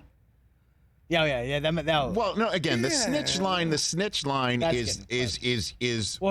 going to be the NBA for people that call up to report violations of their health and safety protocol. Exactly. But everybody believes it's really going to be to snitch on somebody to make sure that they're ineligible in the competition that they're all in the bubble community for. So it's going to be kind of, a lot of people think, more of a airing of grievances it's anonymous, line. Though. It's anonymous, It's an airing of grievance. But if it's anonymous. Well, Kathy put her damn name on it. She put her name on it. You call from a payphone, they don't exist anymore. Again, I'm going to unpack this again for the NBC Sports audience, for those who may not know on NBCSN what we discussed at the end of our YouTube SiriusXM show only yesterday. About the snitch line, as everybody's referring to it in the NBA. So, Chris, get that information ready, because I think that was part of our poll question yesterday. I think the snitch line won it. Oh, the snitch line about won, the aspect of the new. I think you can still vote. There's a few minutes left. Left on it. Yeah, the best amenity of the Disney bubble. A lot of stuff going on right here. DJ sets. A lot of people Snitch want to line, call. 35%. All right, but there's a lot of phone callers. But when we come back from the commercial break, James Conner will be joining us. And when we got to, reached out to us, hey, do you want James Conner calling? I'm like, absolutely, for sure. I really appreciate his story and what he's been able to do. And it's now in a book, Fear is a Choice, available now or everywhere where books are sold. And it's really odd that he talks about what he learned with the National Security Council, and he wouldn't test. I'm sorry, that's the wrong book. That's everyone's talking about. Everyone's talking about that other book. My bad. The other book. I mean, it's just I'm seeing my Twitter feed popping up about books. This is a book you should buy. We'll get to James Conner in a second.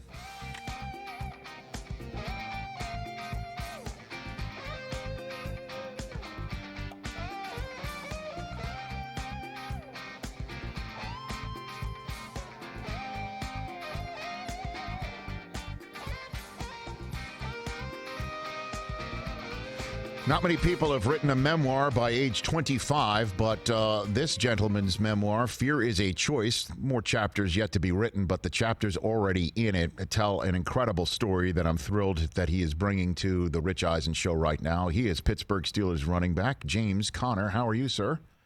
Doing great, Rich. Thank you for having me, man. I am pleased to have you on here right now. Let's start first before we get to the book. The viral video, I saw this. I got misty. I got all choked up. Father's Day is coming up in about 3 days' time. You posted a video. I'll give you the floor right here. We're watching it right now. It's you and your dad. Tell everyone what this video is right now that they're seeing, James. Yeah, video of me picking my dad, DMC pickup truck. That's what he's been wanting for a while now. Just happy I'm in a position that I happy and blessed that I'm in a position where I can do that for him. And yeah, surprising when I got the idea from actually one of my old teammates at Pitt, Aaron Donald. He had bought his dad a truck, and his reaction was priceless. And so I was like, let me do the same. And so, yeah, we recorded my dad getting a truck, and his reaction was priceless. And so now I'm just happy I can hold on to that. He was just so shocked to try to give me the keys back, and so it was just awesome I could do that. Well, the thing that got me emotional is not only, just seeing your father enjoying, obviously something that he wants and he could ride around and it's that's incredible in its own right. But I know your story, James, and that's what this book's all about.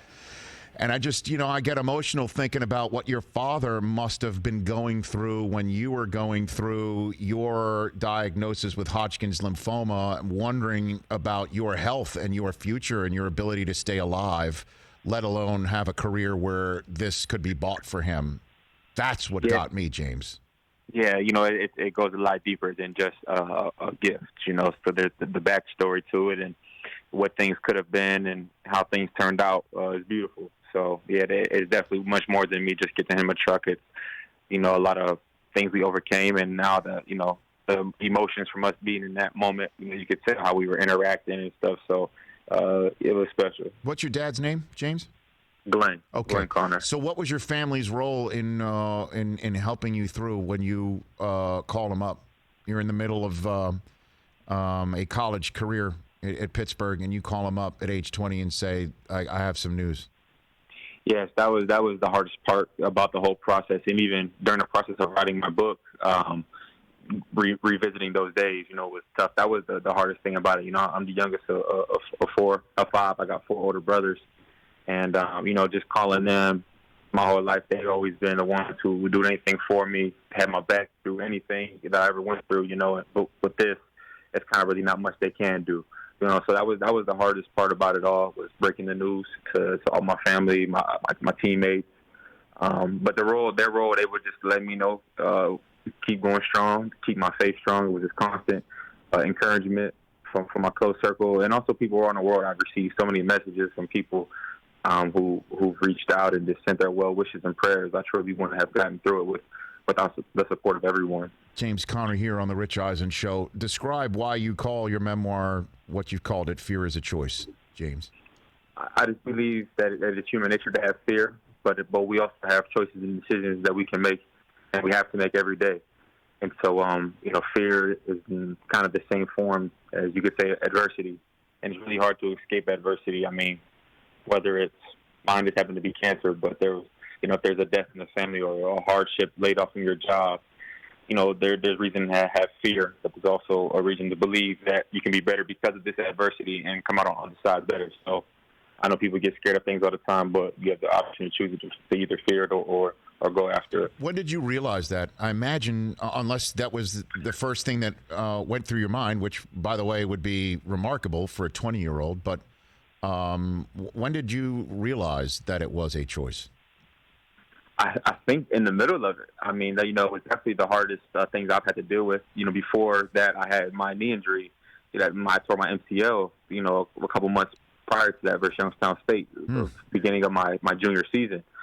And so, my faith got strong because had I not torn my knee, I would have been on the field and it could have went, very, very wrong. So with having a knee injury, I think in the game of football, it teaches you life lessons.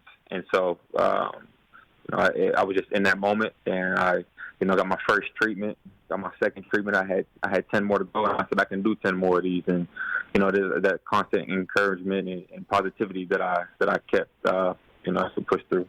Well, and it's kind of a rare thing too, James, that you can also potentially, although you probably didn't know it at the time, whatever motivation you might have needed to continue on. And follow your pro career dreams, that the team that eventually drafted you was right there in front of your face, right?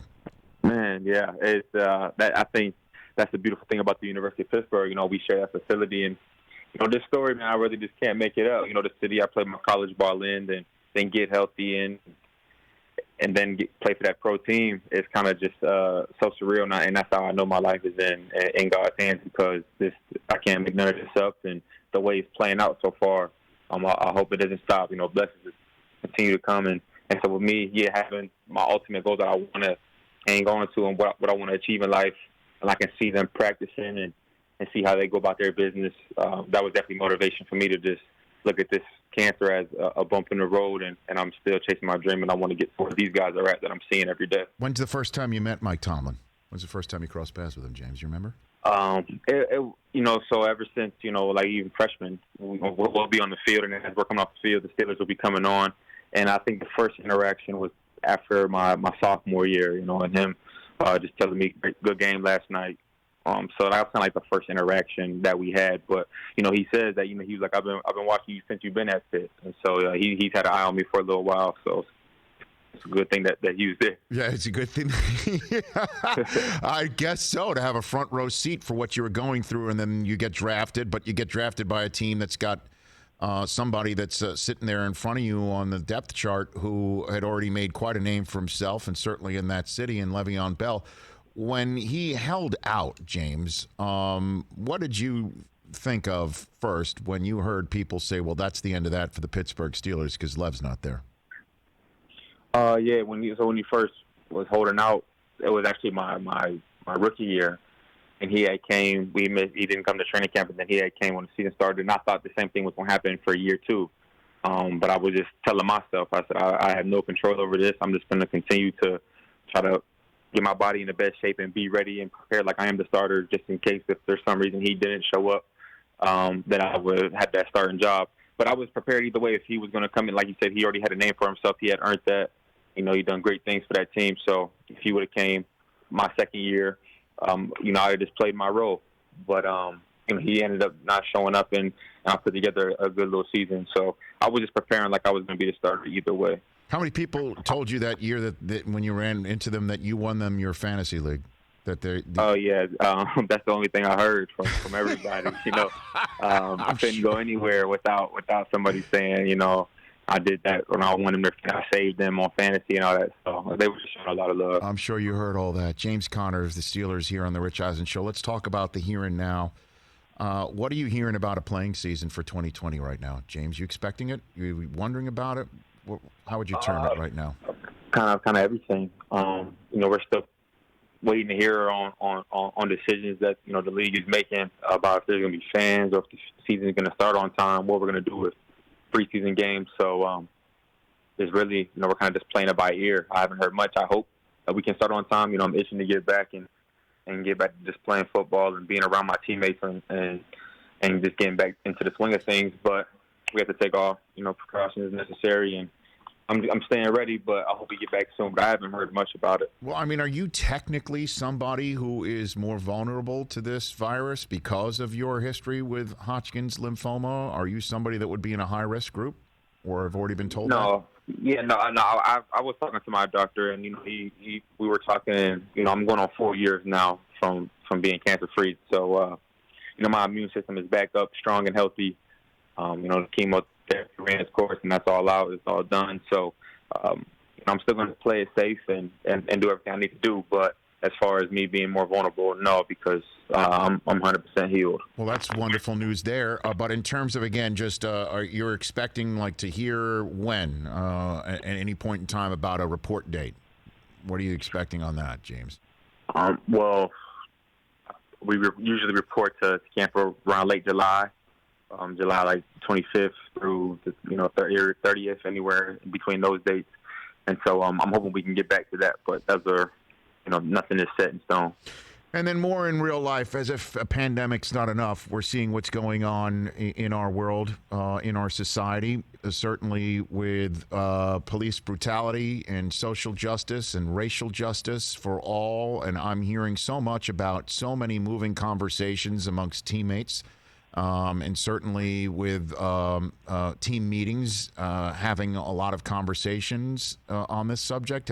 Have the Steelers had that, James? Yeah, we've been on our team meetings and discussing things and trying to put a plan in place and definitely acknowledging it and trying to figure out how we can move forward and make change. And so it's definitely been a topic of discussion for us in Steelers. I've been talking with teammates and we're trying to put a plan in place to continue to spread awareness and make a difference in this country because we need it. Okay, so in terms of an action plan that's been discussed, what about a plan in terms of a visual protest, a peaceful protest? We know, obviously, that has been a subject back in 2017 with this team and the conversations that were had and what the locker room felt about it. I mean, this team in particular. I'm wondering if there's any conversation that's been had on that front you can share with us, James. So conversations are still in discussion, so we're definitely going to continue to, we're all with the movement and we're ready to make change and bring awareness. So we don't have a set plan, but we're definitely talking about it and seeing what's the best way to go about this and so we can make a difference. Well, James, I appreciate the time. Congrats on the book. There's more chapters to be written. Right? Oh, yeah. Okay. Oh, yes, sir. I mean, you got this is just. I mean, there's different versions. You can write an addendum. You can do there's a paperback version that you could, have talk about your rushing championship year, all that sort of stuff, right? All that, yeah. I'm on board with you. So we got more to talk about. There's more things on the way. So I like to think that we're just getting started. Well, enjoy your Father's Day weekend, although upon hearing the fact that there were 5 boys in the house, I have to say Mother's Day is also crucially important. Oh, yeah. This is important. In the Connor household, let's not forget Mom.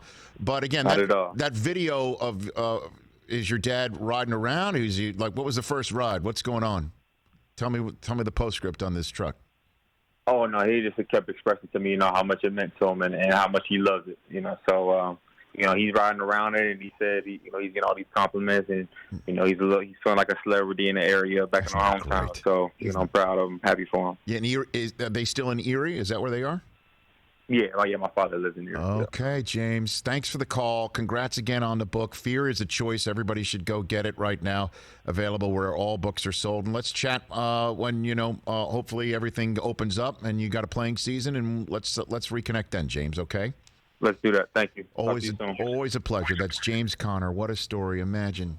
Kid from Erie, PA, goes to the University of Pittsburgh, age 20, gets the horrifying diagnosis after he's blown his knee out. You've got Hodgkin's lymphoma. Imagine calling your folks. Imagine calling your family. This is what's happening. You rally around. You get healthy.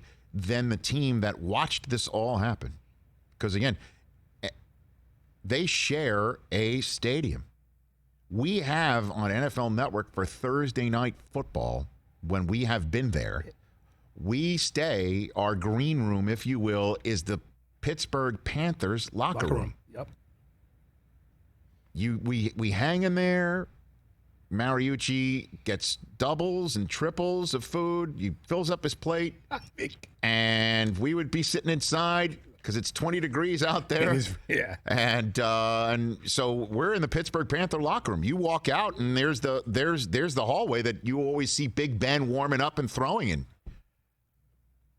You got a front row seat for this kid, James Conner, who gets healthy. You draft him, and then Le'Veon Bell holds out. He gets a little bit of a sense of what might happen. If you remember, Le'Veon showed up, balled out. Then he holds out an entire season. It's your turn, James. Incredible. Waiver wire. Remember, that's why I joke with him about fantasy football. He was out there on the waiver wire. Big waiver guy. Boom. Unfortunately, he had a high ankle sprain towards the end of that season. Yep. And wasn't really the same down the stretch. They almost made the playoffs. As we know, there was a highly controversial finish in New Orleans with a dynamite game between the Saints and the Steelers late in that season.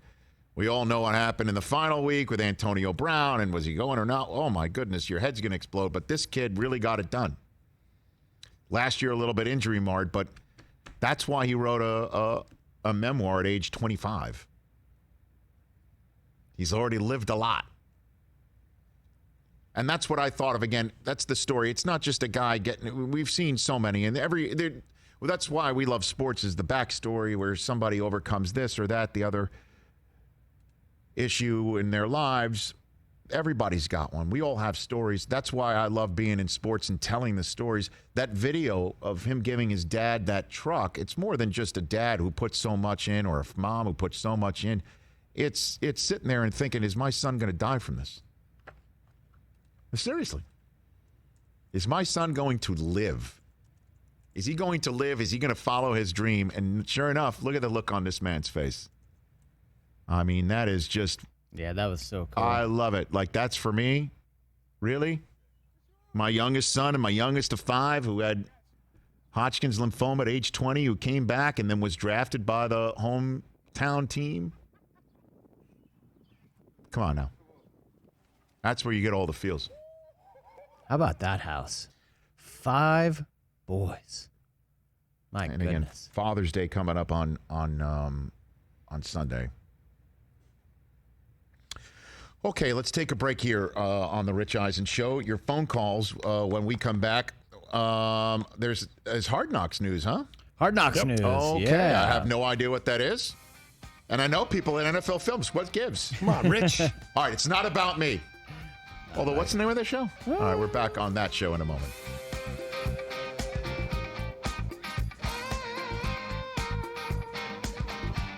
Okay, so I guess we should take Nathan in Los Angeles' call. He's been holding on to ask this question, and I guess there's an answer to it, right? Yeah, buddy. Nathan in L.A., you're here on the Rich Eisen Show. What's up, Nathan?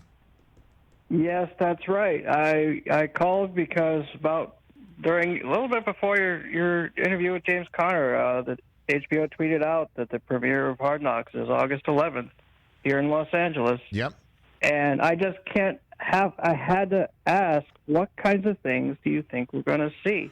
I mean, is this a televised test case on whether the feasibility of the season is true? Is it really feasible? And how much Black Lives Matter stuff are we going to get into? Well, Nathan, what are we going to see on August 11th? Well, I think what you're going to see, again, and thanks for the call, if I had to guess, well, look, it's going to be as much access as either one of these teams is willing to give, as Mike Mayock proved last year. A lot got caught in the Mayock was... I think we saw him like twice. Yeah. Okay. And there's 2 teams. So, yes, there will be a lot of social justice conversation and hopefully training camp. And then whatever protocols are taken to keep everyone safe, the same thing will no doubt be followed by the hard-hitting professionals at NFL Films. This will be, if there is a season. And we already know there's going to be a lot of media access that's normally granted, absolutely abolished this year. I am imagining NFL Films will still have the access that it normally gets because it is an NFL Films operation. And they can be weaved into whatever protocol there is. and they can take the safety measures. They can get tested just as much as everyone else. And if that is the case, just thinking this right off the top of my head, as you know, I'm the host of The Grind on Epix, and that is, as of right now, looking to happen, a season 2 right now, the most challenging NFL film season ever coming up. In the year that Steve Sable's induction might get postponed. Oh, that's right. All right, we will take a break. We'll be back here on the Rich Eisen Show on NBCSN in a second. Yeah.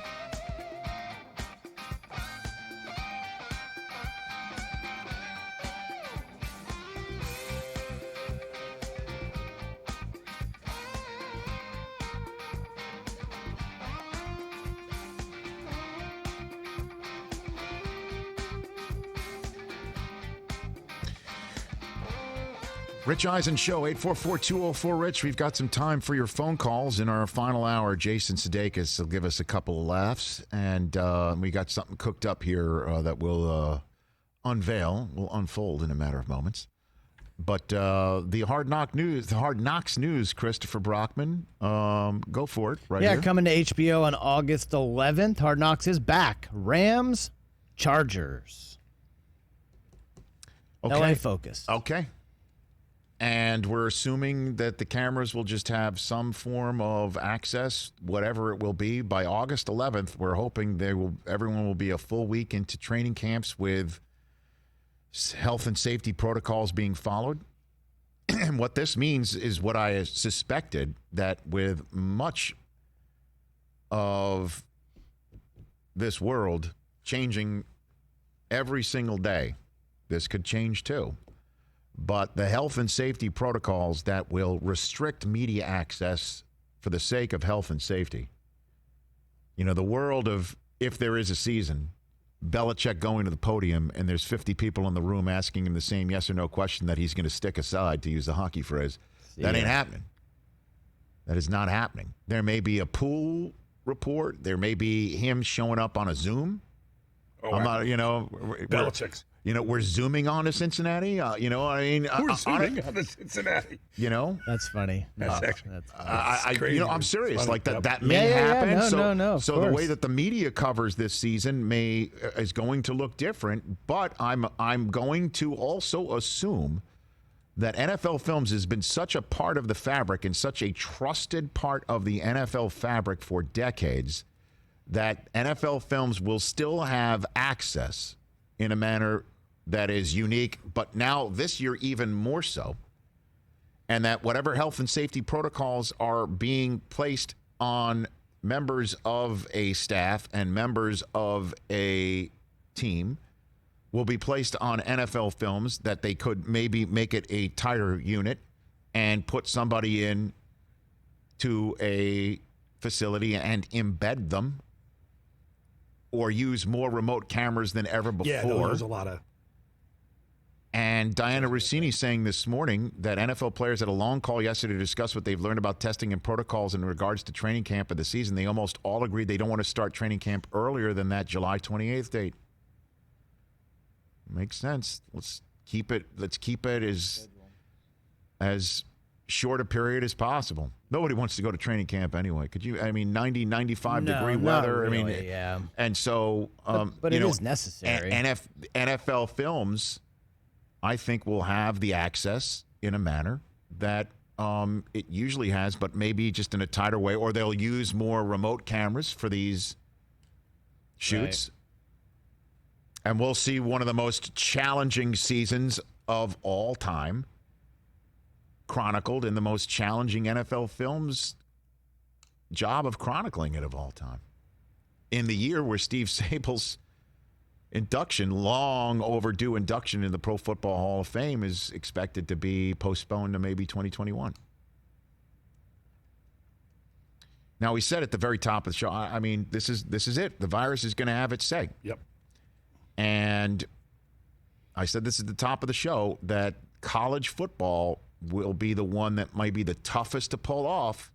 Certainly if Dr. Anthony Fauci of the NIH says that the professional world of football needs to be played in a bubble community,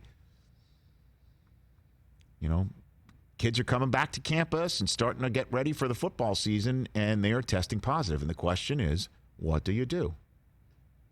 What do you do? And certainly if, you take a look at Texas's schedule, you look where they may have to go.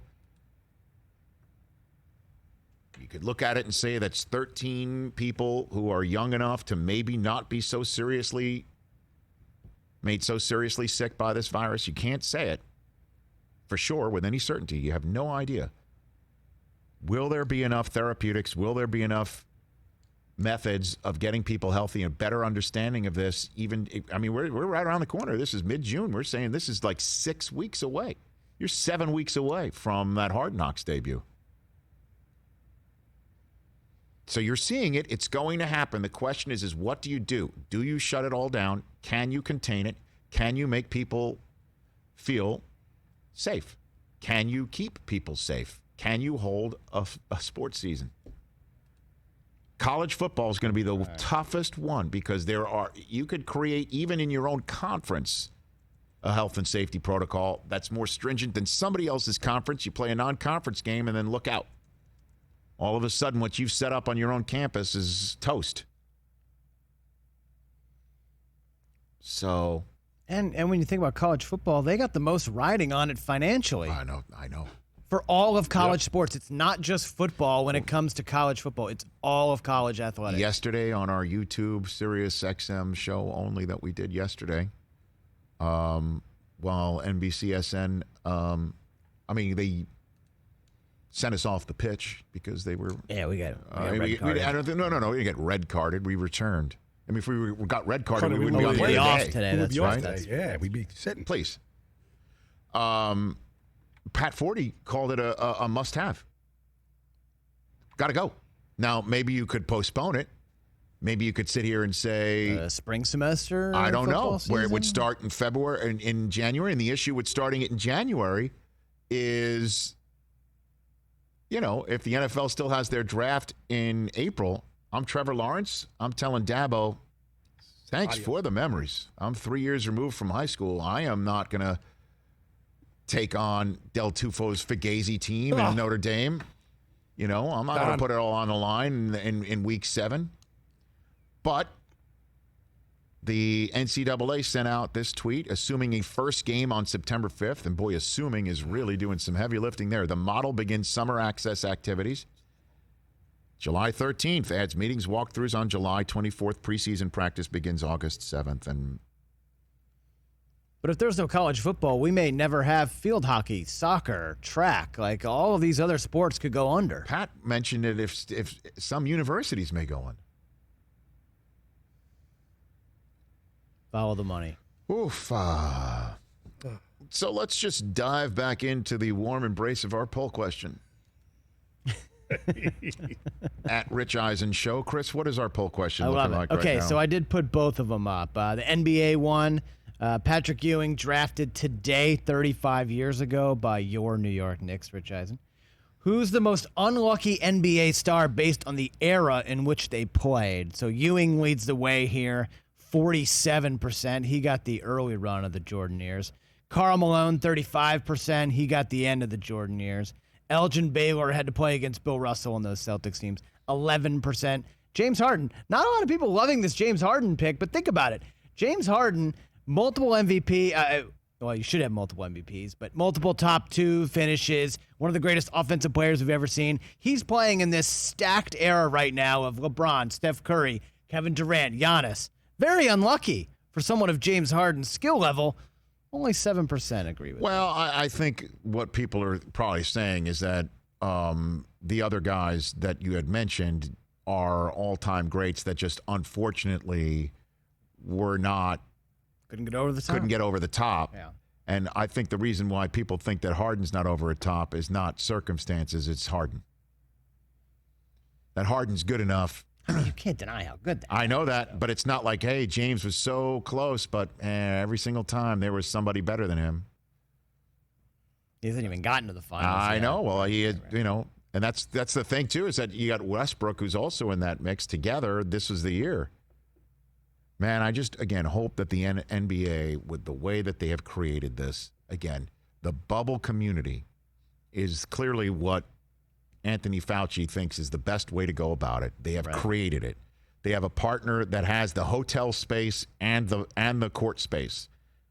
They have the time. They have it all mapped out. The NBA has got a great shot here if everybody can stay healthy in these 3 facilities for hotels, and if everybody can stay healthy and they can figure out how to separate those. And you know the drill, how it could possibly work. And I guess, again, for those who may not be doing the right thing, the NBA has set up as part of this is of the health and safety protocol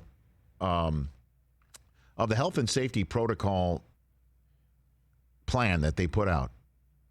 We could say the things that leapt out at me were the following: that magic ring that you say, the bracelet they already use. They already use at Disney World to open doors and get on rides and whatever. Will include apparently a coronavirus detector if you're 90% accuracy. Yeah, I mean, hold on a minute. This thing is now saying I might have it, or I've got some symptoms for it. I need to go get checked out. That thing leapt out at me.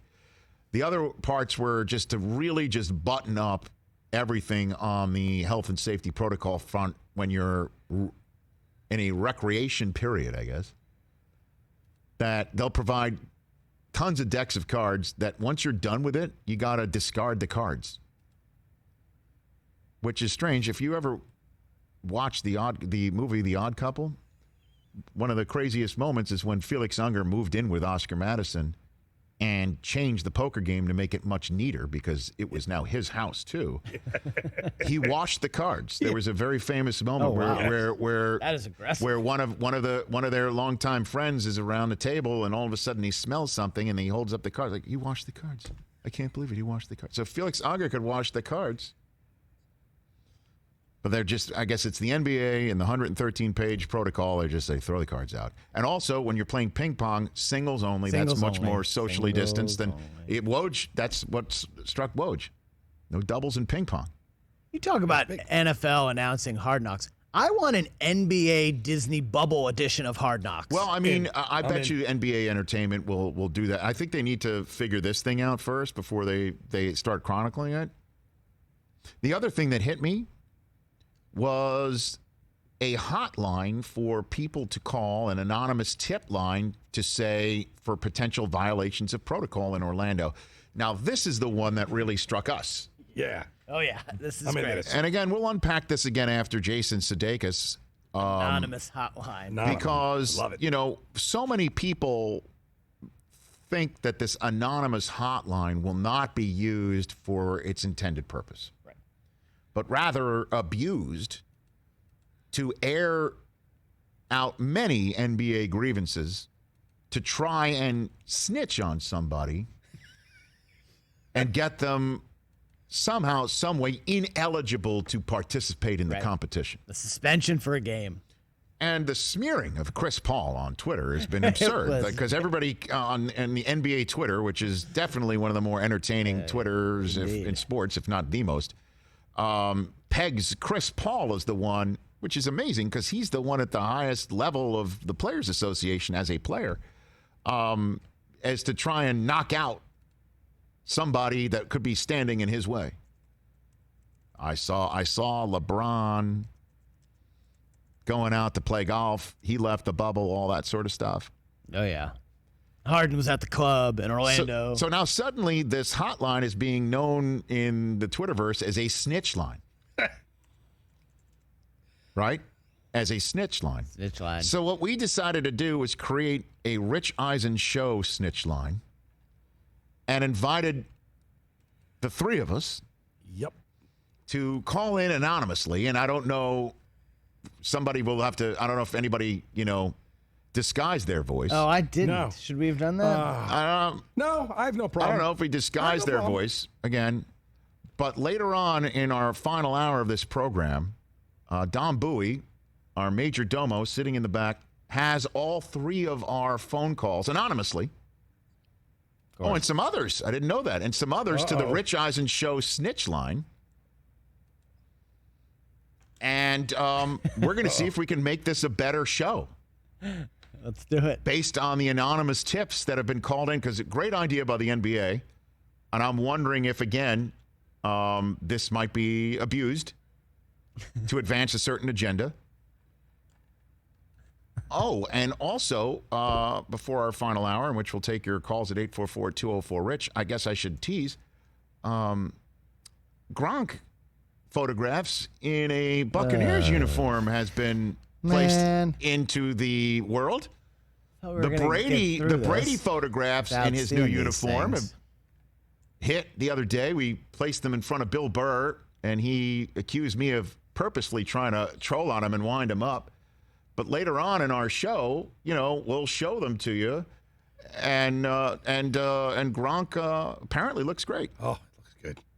Oh, there it is! Oh, yeah! Not looking. Look at that. And again, not looking. Bringing the Patriots brand to Tampa. The same stuff. Not looking. It's not a Patriot brand. It's a Gronk brand. Nope. Can you put that up again, Don, please, one more time? Not doing it. All right, Chris, we're not putting it up. You can take a look. Oh, I made you look! He looked. Oh, boy, is this great. In a way, I think this is tougher for Patriots fans than Brady. Yeah, I agree. Because with Brady, you made your peace. Yep. This you didn't see coming. Nope. Jason Sudeikis and your phone calls and our Snitch Line, Hour 3 coming up.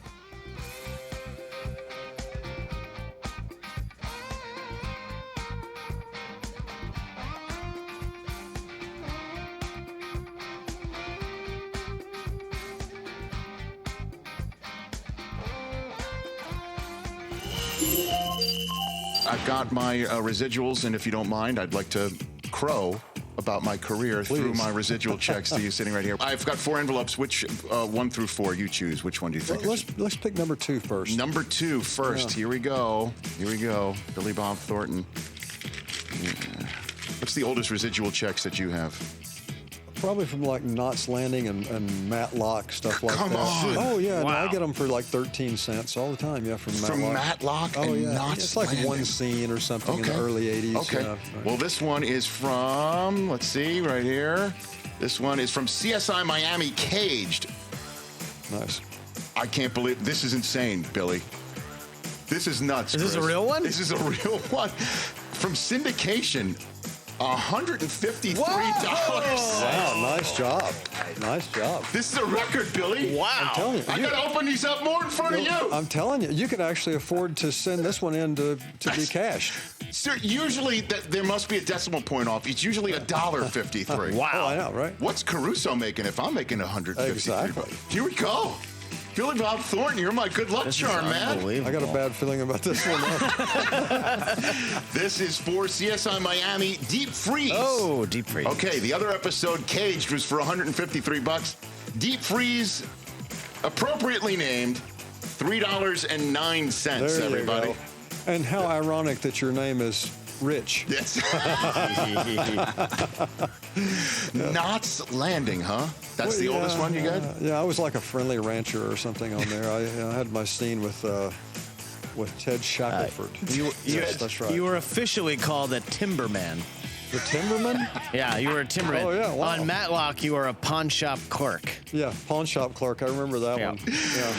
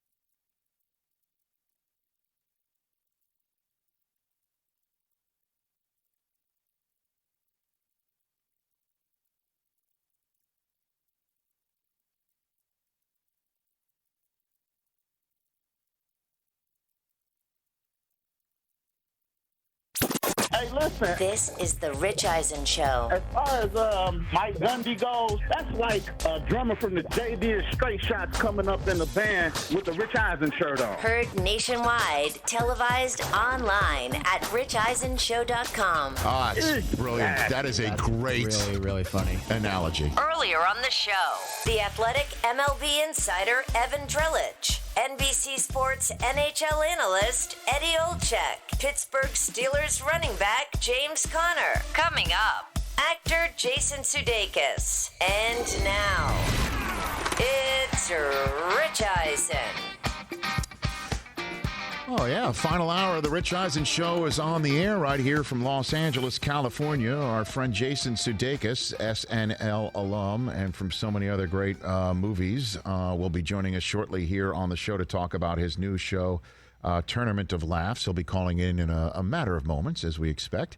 We've already had some great conversations with Eddie Olczyk and James Conner last hour. Eddie Olczyk says, take the 8-9 exacta, right? Isn't he like that? The 8-9 exacta? Yeah, 8-9 exacta. And if you want to throw the 2 in there, that's to not a kind bad of way mix to it go. up. That's a bad way to kind of get your dollar value up in case make you some money on the Belmont Stakes. Exactly. That'll be seen on NBC at 2:45 Eastern Time on Saturday.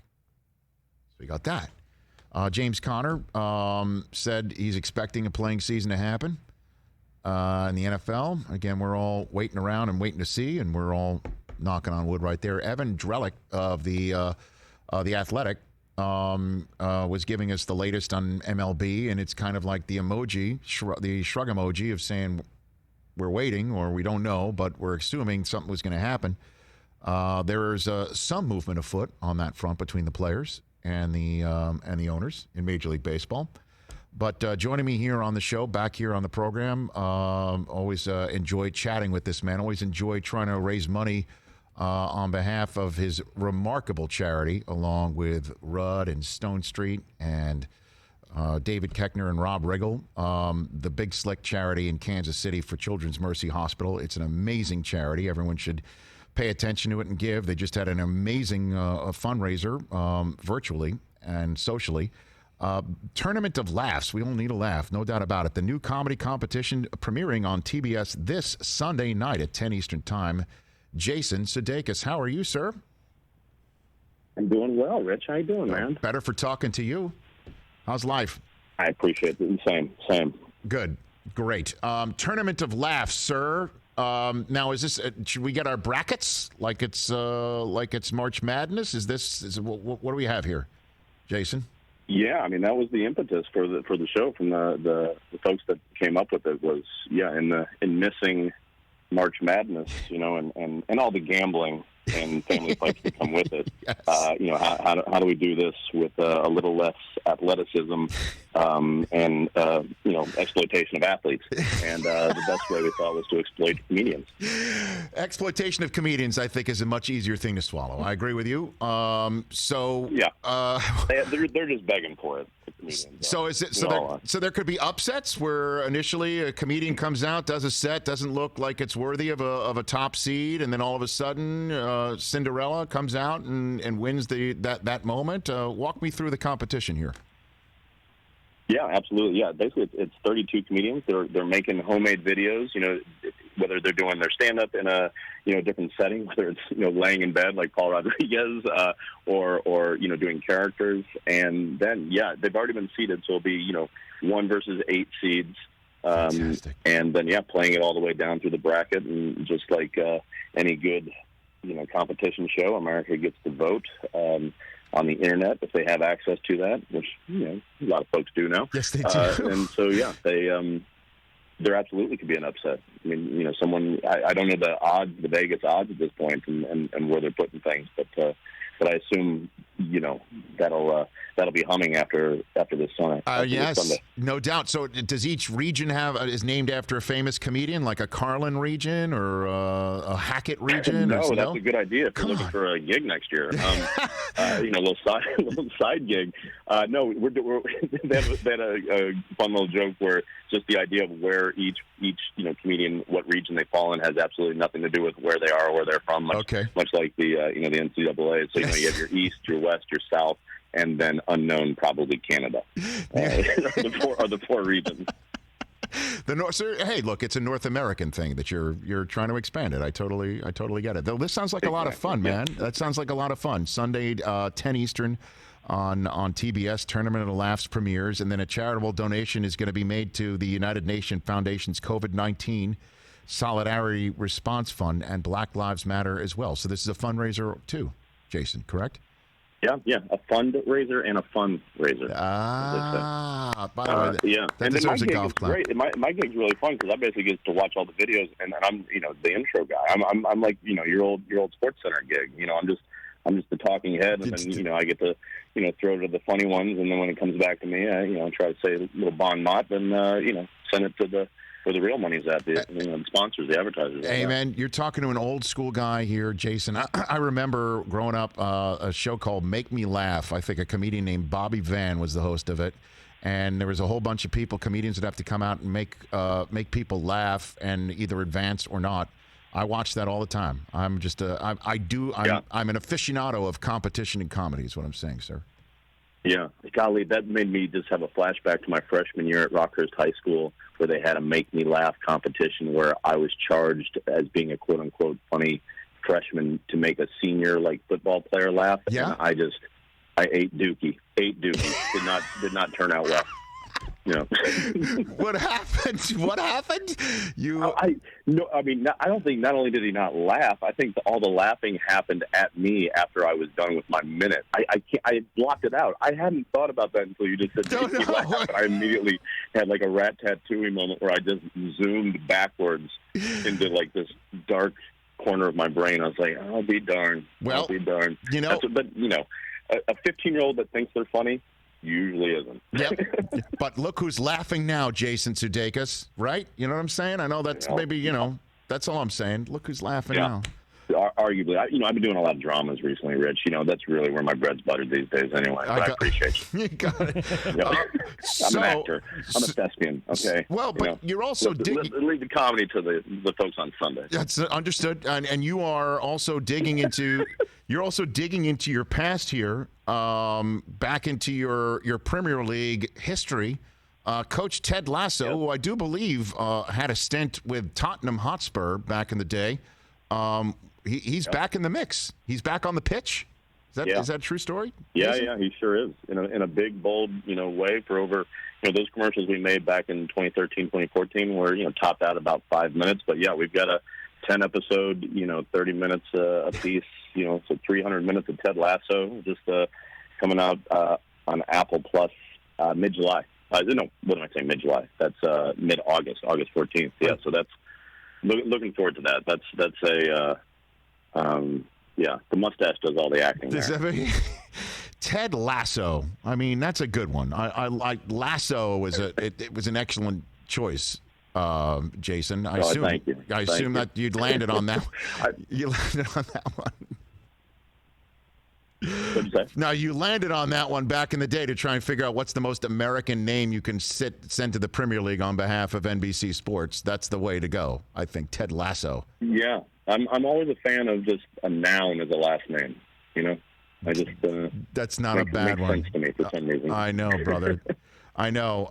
So, hey, look, this is going to be fun. The Tournament of Laughs coming up on Sunday at 10 Eastern time on TBS, and then Ted Lasso coming to Apple TV Plus on August 14th. There's been a lot of former old SNLs that are airing, just like, some old sporting events that I've seen myself pop up on every now and then. What SNL have you just been sitting at home in quarantine pop up, and there you were, and you forgot you did it, or it was a good memory lane stroll for you, Jason?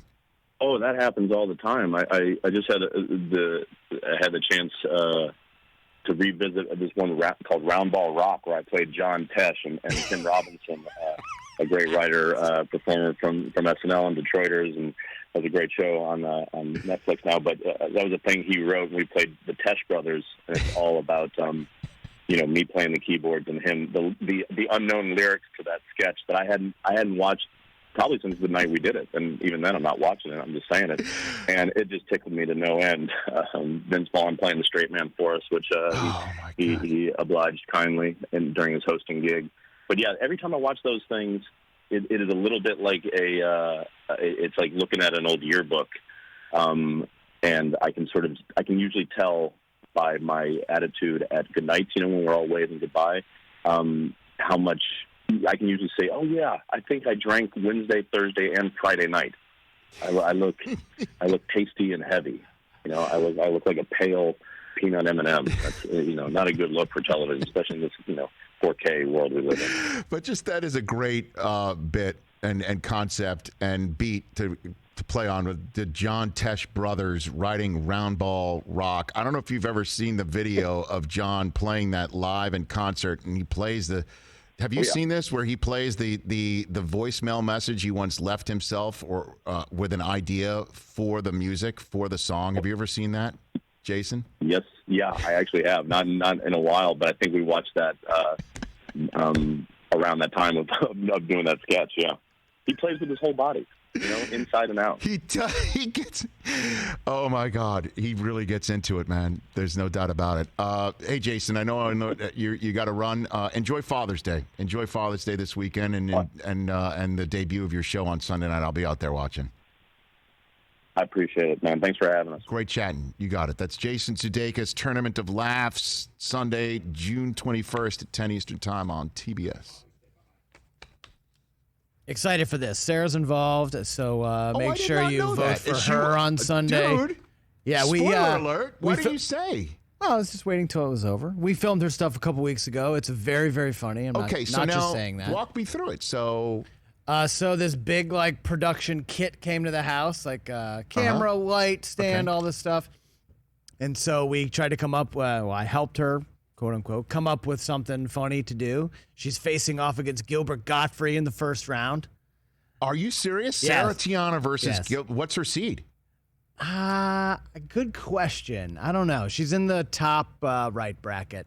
Got to tune in to watch. Please vote for her. It's very, very funny. Sarah Tiana versus Gilbert. That's a tough draw. In an I will say, Gottfried. Sarah's really great at the roast. She's known for being a roaster. Because how much time do you have? About 2.5 minutes. All right. She roasts things in our living room. It's very, very funny. All right. So items in the living room. Items in the living room. She roasts them. Yes. And has 2.5 minutes. And she's doing her to get past Gilbert Gottfried. Correct. Do we know if she advances? Because you look past. You gotta, when you play in the tournament, you've gotta also prepare for your next round if you advance. Right. So do you know who, if she advances past Gilbert Gottfried, because again, the Rich Eisen show audience is going to pack the ballot box of the app or whatever for Sarah Tiana, the lovely and talented Sarah Tiana, mother of Chris Brockman's child Cage. If I tap dance long enough for you to pull up the bracket. Yes, so she would advance against either Josh Wolf or Vladimir Kamano. Oh, who are those people? I don't even know who those people are. Who? Vladimir who? Kamano. You don't even know it, do you? I do not know who he is. I do know Josh Wolf. He's a great guy. Okay. So that would be a fun second round match. But I can just slag on him right here and just say, why not? Of course. Yeah, why not? Basically, so she's got a tough first round matchup, but the rest of the seeding early on. I would say she has. If it was March Madness, we're going March. She has a very favorable bracket. She's got a favorable bracket. She could make a run. Let's just put it that way. I'm trying to think about what the comic version of RPI would be. Who is the selection committee? I mean, I don't know. Laugh something. You gotta Dude, here's my favorite story. Digger Phelps. Great Digger Phelps story. I used to work with Digger on Sports Center. It's the greatest university. I in the understand world. you love, Notre. You love Notre. No, you don't love Notre Dame basketball because you actually had Seton Hall to root for. Yeah. Okay, stop it. Stop it. Orlando Woolridge. Come on. Very good. Nice. That's the only.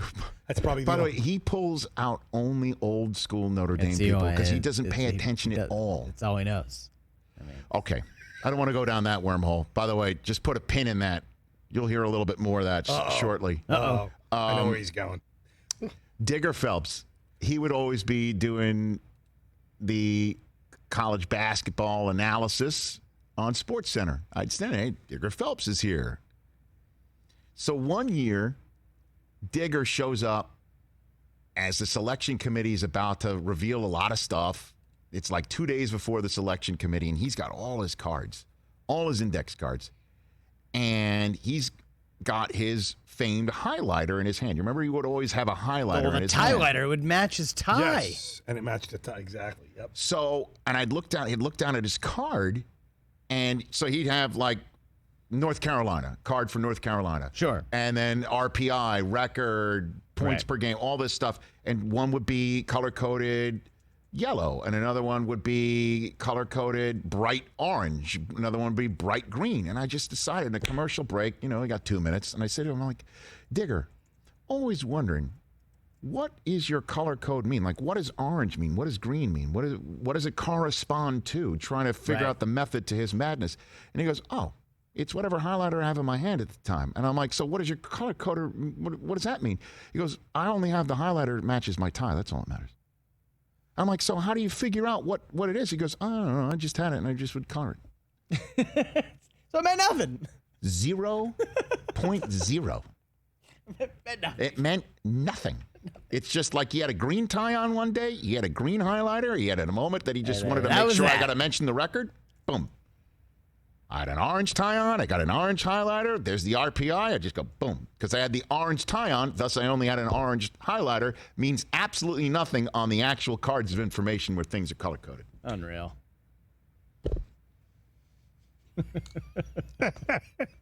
And I'll say right here. And then Mariucci, Mooch, he has actual color code. The colors mean something. When he's highlighted something in green on his schedule, it's because that's the day. It's a paid gig. Color of money. I love Mooch. Dollar. All right. Pay him. Okay, I've just been told by Don Bowie in my ear, the dulcet tones of the Rich Eisen Show executive producer in my ear. Tease baseball news. There's baseball news coming. Don, you know I'm a very fragile man on this subject. I do not want the bad news. I will report it, but I am a fragile man. This better be good when we come back.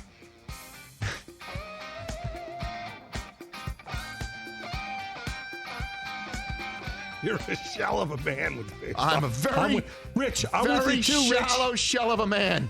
I should be doing baseball 5 days a week. I want him playing. Well, you want it so you get paid. We just want to watch. He wants one of those green dates. You want a green date? You want a green date? I'm not gonna. Yeah. You want 5 days? You want a green highlighter? We all do these real days. fans. We just want to watch. Yeah, I want to watch too. Yankees would have been good this year. Would have been Yankees. Fragile man. Let's get this game working. Let's go to Jim in Connecticut. He's been holding on for damn near over an hour. What's up, Jim? Hey, Rich. How you doing? I'm doing fine, thank you. What's on your mind? Good. I have a minor beef with you and a major beef with you and Brockman. All right. Nothing with me.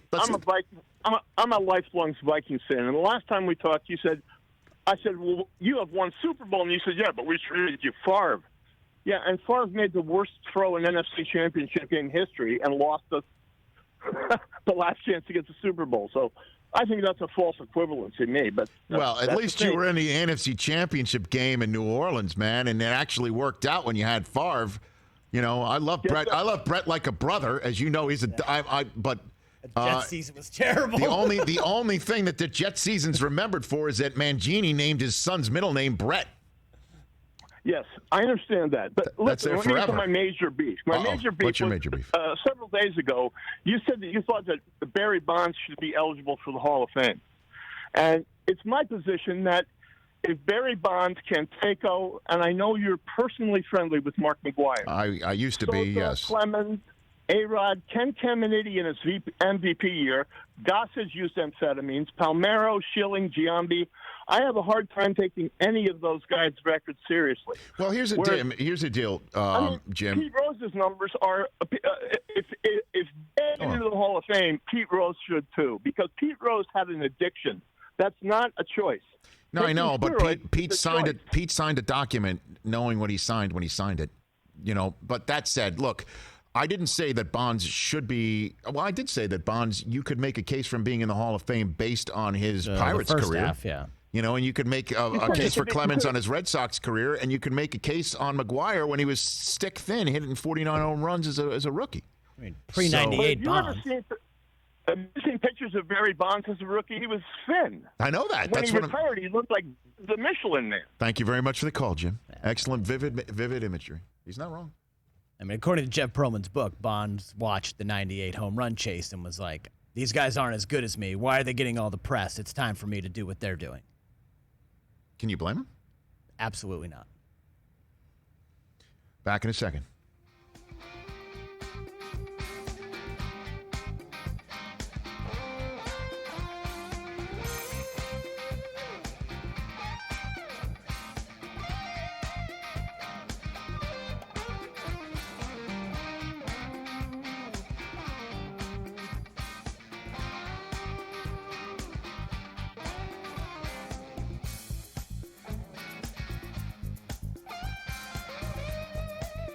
Eight 844-204-RICH, number to dial. Okay, let's reveal what the MLB news is. I spent the break not knowing. Okay, here we go. The news is good. That's good news. Jeff Passan knows what he's talking about. The Players Association has finalized a proposal, meaning they said they were done negotiating. They are now negotiating. That's good. That's good. Season in the neighborhood of 70 games, to use the phrase from Midnight Run. That's a pretty respectable neighborhood. You know, that's the Jack Walsh phrase. That's a pretty respectable neighborhood. Sources tell me, and Jesse Rogers, ESPN. I don't know who Jesse Rogers is, but he works for ESPN, and that's good enough for me. I feel like at this point, you know, I'm out of my mind. I feel like I'll say it. I feel like Trump with hydroxychloroquine. Take it. What do you got to lose? Take it. Take the deal. Take it. What do you got to lose? Now you're like Jack Klompus. Take it. the pen. Take the pen. Take the deal. Take the pen. Take the pen. Take the deal. You're not far off. 70 games, respectable neighborhood. 70 games. So what might that be more than the 60 games? Let's do the math. Yeah. So Jeff, is that $100 million? $150 million? Is that what it is? Yeah. Jeff followed up. It's split of playoff revenues, and while the league unlikely to accept, it's close enough. Come on. For optimism that there will be a season. 65 games. Whether it's via a deal or MLB setting a shorter schedule. But they don't want. I don't want a shorter schedule. No, exactly. No. Keep it at 70. No, 70 games. 70 games is good games. That's about what the second half of the year is anyway. Good games. Second half of the season, good games. Yeah. I like the games. I like 70 games. I'm going higher register. I'm really freaking out. I'm freaking out. More Seinfeld. Love it. I want the sport. By the way, there's a virus that can basically say not going to happen. Not going to do it. Seriously, 70 games is good. What is it? Honestly, what's the difference between 60 and 70 games at a pro rata? 100 what is it? 150, 100 million bucks? 150 million bucks? Let's say it's 200 million. Let's say 200 million. It's not my money. 200 million. Nope. Can you do the math for me? What's 200 million divided by 30? 200 You can't do it off the top of your head. Don't do it off the top of your head. Divided by 30 is like 65. $65 million a team? 200 million divided by 30. 6.5. I'm doing 6.5. Yeah. By the way, this is where we are because there's people like you saying, I could do it off the top of my head. Do you have a calculator? 6.6. Thank you. Per team. I did it off the top of my head. He did 6.5. He was close. You'll spend $3 more on a crappy hot dog. $5 more on parking. I want the Sunday make it up. Churro Sunday from Dodger Stadium with broccoli. Yeah, by the way, Jason Sudeikis, his new show is on TBS. They just signed a $1 billion deal with Turner. Make it up. You can make it up. Make it up. $6 million a team. That's nothing. That's chump change. The DeWitt family's got that underneath one of the kegs, right? One of the Budweiser kegs, right? Where was that from? What do you mean? I thought you were doing it. No, I'm not. I thought that was from a movie. I thought that was from a movie. I was like, what's that from? Honestly, I don't even know if the DeWitt family, if Budweiser. I'm just going St. Louis. I'm grasping at straws here. I'm totally on fumes when it comes to this story. But baseball says when and where. We're done talking. They're not done talking. They've moved. 70 games. That's not bad. Just sign it. Let's go. Take it. What do you got to lose? Get into the... Well, they have the season to lose.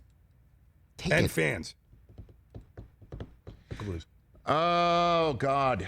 Dan in Tucson's been hanging on for a long time. What's up, Dan? Hello. Hey, Dan. What's on your mind? Well, a couple things. First, the Jets' 6-2 finish to last year. Hope for the future or a mirage? Secondly, yes, it's nice that Mr. Goodell came to his come to Jesus moment for 3 years after the kneeling started. But it's been over a century since the U.S. Army had their proverbial knee on the Native Americans' neck. And I'm just wondering about the pressure on that Washington team to lose their nickname. Okay, appreciate those two things. I'll take the second one first. Thank you for the call. I'm assuming Dan in Arizona was not Snyder, based on what he just brought up. I've said it. I said it last week. I think I understand. I've been to an RFK game. I've been to a Washington Dallas game. I know the history of this franchise with that name. I get it. Changing it to the Washington Americans, I think, would make them a poop ton of money. A ton. You keep the logo the same. Don't change the logo. Call it the Washington Americans. And then in terms of the Jets, 6-2, a mirage. You got me, man. I have no idea where that came from. None. Zero. Don't know. Have no idea. Can't wait for the season. Gotta have the season. Want the season. Because the Jets, when it all comes down to it, got the easy opening game in the AFC East against the... No, wait a minute. They're taking on the Bills. The Patriots are the one that get the Miami Dolphins at home. My bad. Stidham. And then it's gonna be awesome when the Dolphins are better than the Jets. Then the Patriots get to be their first road game for Stid's first road start at Seattle, where normally you can't hear yourself think, but then it'll be the first time with no fans and 2 crickets in the background. But you know what? I should back off a little bit here. Because Patriot Nation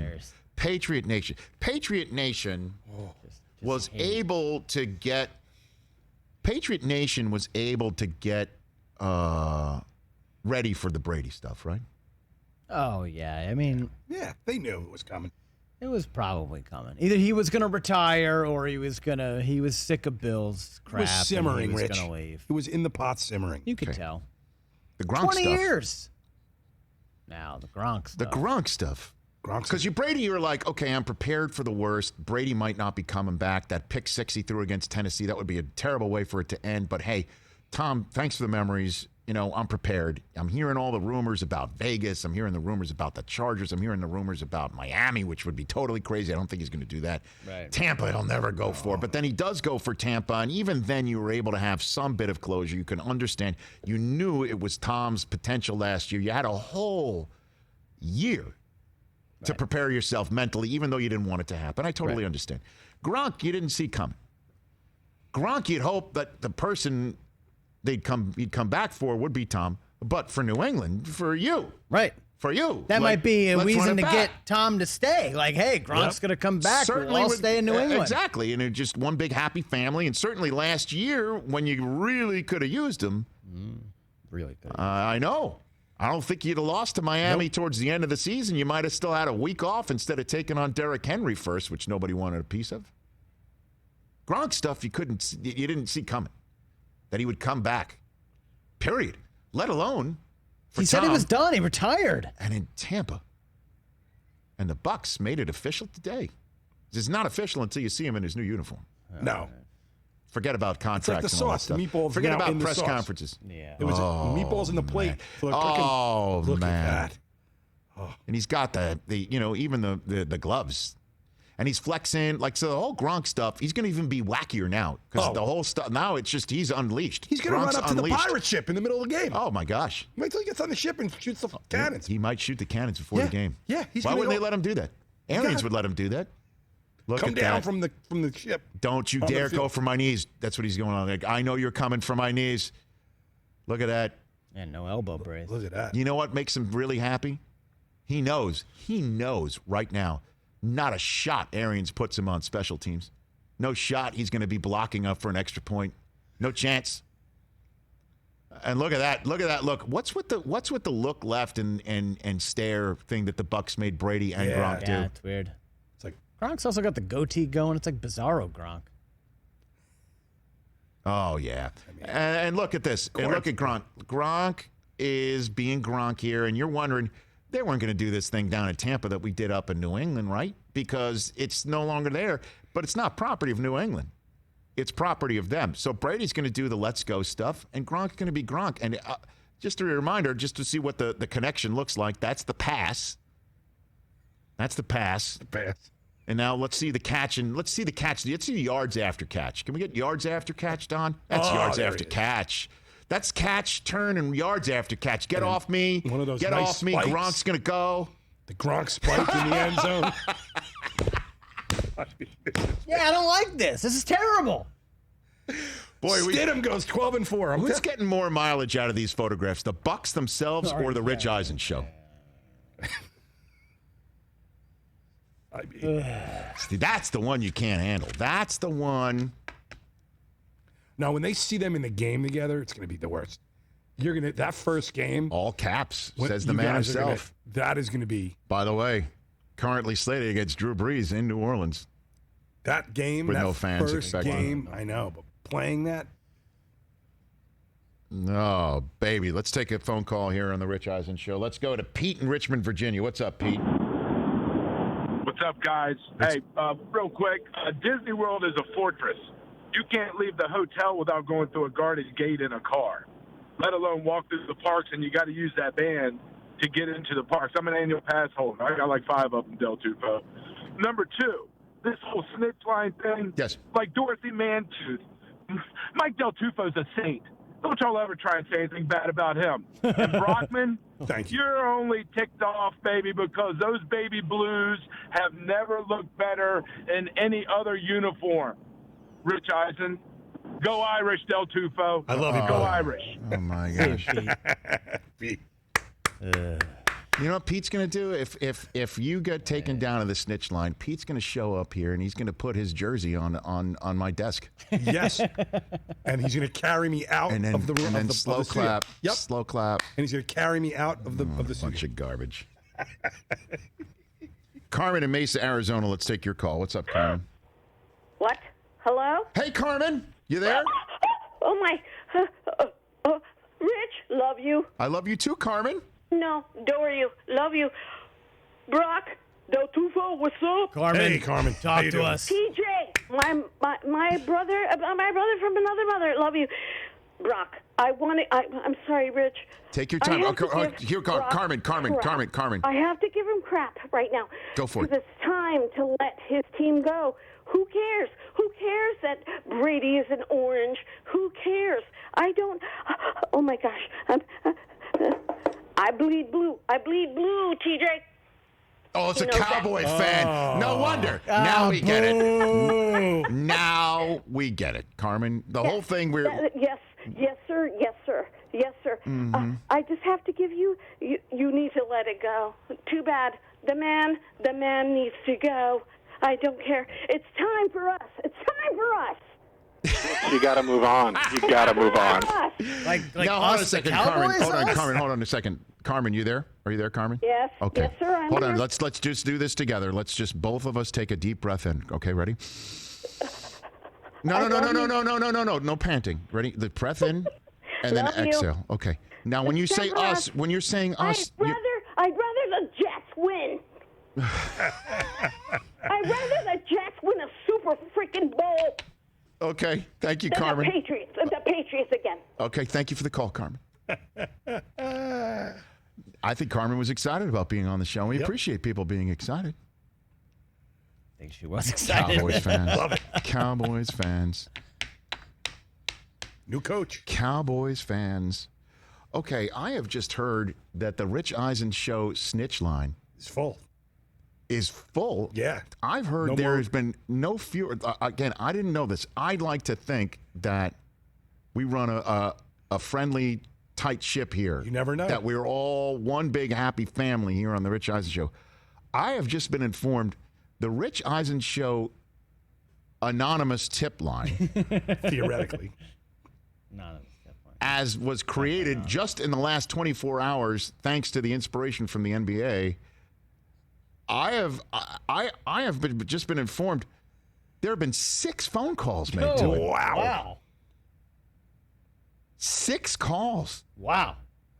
The anonymous Rich Eisen Show tip line, a.k.a. snitch line. When we come back here on the, do you want to talk about a tease? I don't think there's dissension among the ranks. Kumbaya. I guess so. Well, not necessarily. I guess it's Festivus in the summer without the feats of strength. Let's go. A Festivus for the rest of us. Right here in June. Boy, Carmen was excited right there. Oh, yeah. 844-204-RICH. When we come back, the Rich Eisen Show anonymous tip line. Look at that. Babe. Go. Do not avert your eyes, Christopher. I have no explanation for what happened.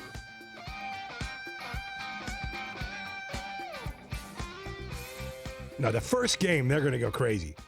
Patriots fans are going to be out of their mind. Why is Josh Gordon trending on Twitter? He applied for reinstatement. God bless him. I hope it works for him. Okay. Jamal Adams is also trending. Don't click on that. Why? What is he trending?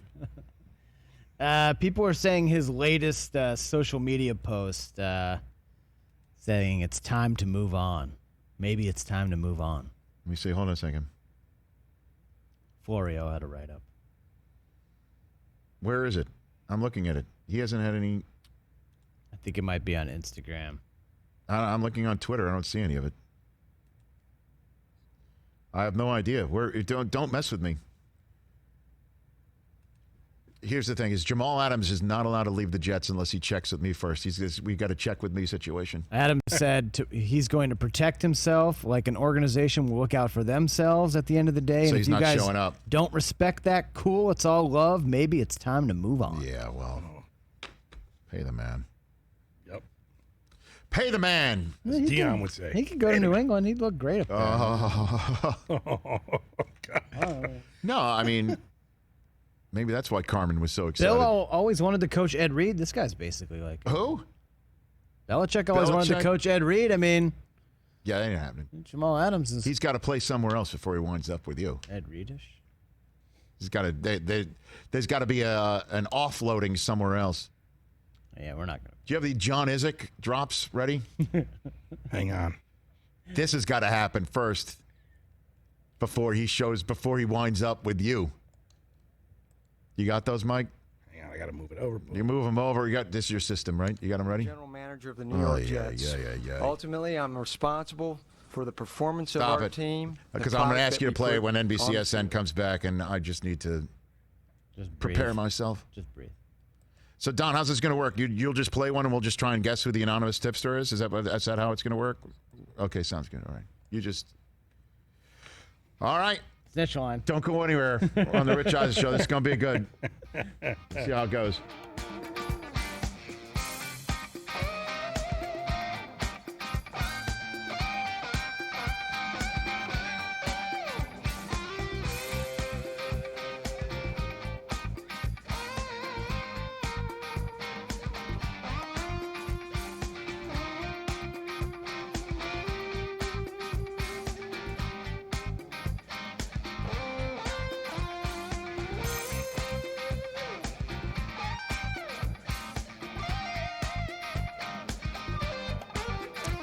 $844-204-RICH, number to dial. We still have some time here if you want to chit-chat on the Rich Eisen Show. As always, on the commercial break, I just check on my laptop right here to see what's going on in the Twitterverse.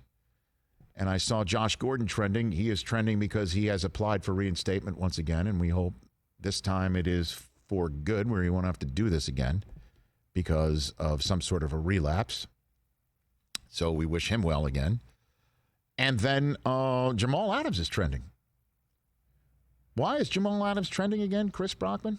Why is he trending? So he responded to a comment on Instagram and said, talking about how he has to take care of himself and he's going to, look out for himself like an organization would. And it's all love. If you don't respect that, cool. Maybe it's time to move on. Oh, boy. Jets got a problem on their hands. They got to pay this guy, and they got to pay him before a season, I imagine, for him to, they got to pay him. He's got to be paid. I don't know if he's aware. There's a check with me situation. He's not allowed to leave the Jets until he checks with me. He checks with you? Yeah, it's a check with me situation. Call you up. He has no idea. And I know you're already drooling over the prospect, Christopher. Oh, but as you know, a Pro Bowl Jet secondary member is not allowed to show up in New England and win a championship with you without stopping off somewhere first. Right. And the question is the general manager of the Jets, Joe Douglas, better equipped to deal with this situation than the previous general managers are of the New York Jets? It hurts us to be 1-7, but more importantly, it hurts our fan base, the people that mean so much to us. The ghost of John Izek. We vowed to give them what they deserve. They don't deserve this. They don't deserve 1-7. We vow to deliver to them. Oh, my gosh. We won't judge job status in the season. You got the one where he swears he's the general manager of the New York? I'm the general manager of the New York Jets. Ultimately, I'm What responsible. was he like a dentist or something? No, before he became the GM? He was not a dentist. He was part of. Stop it. Stop it. He was not a dentist. Oh, he was in the Seattle Seahawks organization. Oh. And Jets got a first-round selection for Revis. Yeah. Went to Tampa, where they didn't use him properly, and then who was able to unlock Revis? Yeah, Bill Belichick. So you can't get him unless he goes somewhere first, and I bet you wherever he wants to go is not going to let him go. And that's why Carmen, the Cowboy fan, was saying hi to TJ, was all excited because she thinks she's going to get Jamal Adams. Cowboys can't afford him. There's not enough pie. There's just not enough pie. There is not enough pie in Dallas to feed. Get your damn act together. Thank you. It's not enough pie. So sorry, Cowboys fans, it ain't happening. Okay, we try to make this show better every day. We wake up every day saying, how can we make this show better than the day before? Because we're lead pipe wielding professionals. And my name's on this show. It's on the mug. It's on the wall. It's everywhere. And so I try to quality control best I can. You know, how many times do I ask you guys, hey, if there's anything going on, let me know. Whatever's on your mind, let me know. Open door policy. This is the Rich Eisen Show. That's the name of it. So, when I heard the NBA had formed an anonymous tip line in advance of their bubbling together in Disney World, for those out there who witness some form of violation of the safety protocols, the health and safety protocols, I thought, hey, maybe we should have one of those here on the Rich Eisen Show and hope it isn't utilized in the way that everybody on Twitter believes the NBA tip line is going to be used, which is not for its intended purpose to say, hey, I noticed something that is a violation of the rules of our show, but rather is just an axe to grind to try and get someone in trouble. Right? Hey, if you're taking on the Clippers before Game 7, wouldn't you want to drop a dime to that anonymous tip line and say, I saw Kawhi Leonard leaving the Grand Destino Tower. I noticed he left the Grand Destino Tower, and all of a sudden I saw him on the Matterhorn, and he's not allowed to be there. After hours. Right. Yeah. Right. So all of a sudden, they call Kawhi in, they test him, and he can't play Game 7. Space Mountain. Right? Matterhorn's out here. Don't worry. So we created and opened up the Rich Eisen Show anonymous tip line, and apparently there's 6 phone calls already to it. Wow. Yeah. Wow. Amazing. All right, Don, play the first one, and we'll act accordingly. Go for it. This is the Eisen Show Snitch Line. Well, I have a couple complaints I have to make, and essentially it's in the back of the Rich Eisen Show area where they have a tray of snacks in the green room. The tray of snacks in the green room, I was told, was for just guests and people that come in to visit the show. But Rich Eisen and Chris Brockman have both been stealing snacks from back there. It upsets me because I was told I can't have the snacks, but they go in and partake in the snacks whenever they feel the need to. I see them walking out with almond packets and chip packets and chip bags, and it just upsets me because I was told I couldn't have them. I sit out there, and I see them opening these packs of, delicious almonds and beautiful, nice sun chips, and it upsets me that I don't get to partake. So I just wanted to let you guys know that Rich Eisen and Chris Brockman are snack stealers, and that I want to snitch on them for you so that hopefully something can be done, because snack stealers are not allowed. It's not acceptable. Okay, thank you.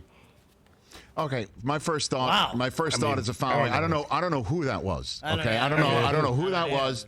But my first thought is there's a lot of heavy breaing, and that was the creep. That's got. I don't know what the next few are going to be, but that has to be the creepiest call that we're going to have to our snitch line. And whoever it is, I don't think is telling the truth. Because first of all, who calls sun chips beautiful? I don't know. I've never heard that. I've heard them delicious. I've heard them, chip packets. Okay. Packets. And this person breathing so heavy, there's not a shot on this green earth that person is interested in eating almonds. Not at all. Okay. Not concerned about healthy proteins in any way, shape, or form, based on the heavy breathing. I don't think so. Yeah. So if that's okay, I'm gonna not be too alarmed by that in terms of the matter of this show moving on. What do we have? What else do we have on our phone calls, please? Brockman here. It's the Snitch Line. All right, first up, Rich. Love you, of course. But, bro, the pacing while you're talking on the phone. Now, I know you've probably been doing this your whole life. You've definitely been doing this as long as I've known you. But it straight up bugs everyone out in the studio. It's definitely like you're probably, I know sometimes you're stressed when you're on the phone. You're talking to very important people. You're doing very important business dealings and things that people in your echelon do. We're not on that level, of course. But like, just sit down. Maybe kick your feet up.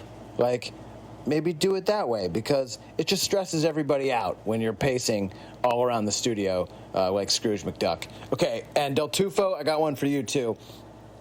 So my son is nearly 4 months old. We made an announcement in September that Sarah and I were having a baby, and we have still yet to receive a baby gift from you, despite the fact that you said you were getting me something at least a half a dozen, 10 times. Still waiting, bro. All right. Wow. It might be twice that. Mike! I'm bad. I'm procrastinator. He's had a baby! I'm a procrastinator. Dude, the baby's almost getting bar mitzvahed at this point. Sorry, Mike. I was on a roll, and I was like, He's right. He's right. And do I really freak you out by pacing? I know I pace all the time. No, Susie makes fun of me all the time, too, because I can't. I walk and talk. It's the I'm a walk walking talker. That's what I do for a living. I walk and talk. you go all the way over. You really explore the studio space. The Rich Eisen show is the longest I ever sit and talk. Yeah. I got to walk. It's funny. Yeah, you're saying funny. You're saying that I'm like a clown. Like I amuse you. Like you amuse us. All right. I will do my best not to pace in front of you. I don't want to make you nervous. Because we get real. But Mike. Really? No, I'm bad. It's bad. Wow. I'm a procrastinator. We got to get this done, because this is my niece still something. my godchild still hasn't gotten a Christmas present from me. I'm glad we have this line set up. This is I do that. All right. Do we have any more? I was just playing, Mike. Go for it. Yeah, hi, Rich Eisen Show Snitch Line. I'm calling about two guys. One of them's from New Jersey, and he wears free stuff every day, but that's not what I'm calling to snitch about. The guy roots for Notre Dame. He didn't go to Notre Dame. He's from New Jersey. He doesn't even know anyone from Indiana. Like, literally, the only guy from Indiana he claims to know is Larry Bird, maybe. And on top of it, you can't root for a team based under the auspices of, what am I going to do, root for Rutgers? You know? So I got a big complaint. And he also is never paying attention. He won't even be paying attention to this right now. He's probably typing something out on Facebook or whatever and leaving his microphone open, so I hear those little tip taps of his computer keyboard. But anyway, and then there's another guy who was constantly wearing Boston stuff, and I'm from New York, and I try to put that aside, but he doesn't really love sports. What he does is love spite. He loves spite. All of his teams, when they finally win, when they finally won, he's not happy about them winning. He's happy about everybody else being miserable about them winning, and I don't think it's right. So whatever you can do about it would be great. Okay, thanks. Bye. I don't know who that was. I don't know either. No idea who that was, but I mean, they nailed it. Yeah, it's kind of on point. Kind of nailed it. Kind of on point. Do you not know that your microphone's open when you're tapping on your keyboard? Audio executive, Rich. I don't kind of pay How do you attention to not that. hear the keyboard? It's your job to hear things. It's not your job. It is your job to listen, which you're dreadful at. By the way, I should not. This should be it. All right, that was me on the anonymous tip line. Thanks, Rich.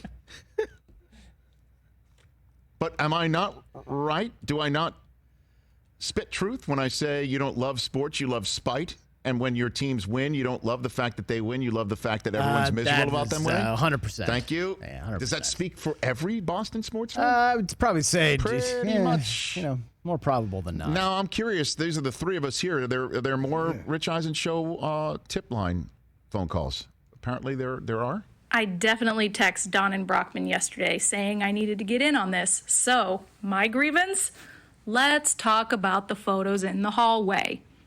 I get that they need to be updated from time to time as our in-studio guests continually change because I'm amazing at my job. But there was that solid 4 to 5 month stretch where I was asked almost daily to update something on the photo wall.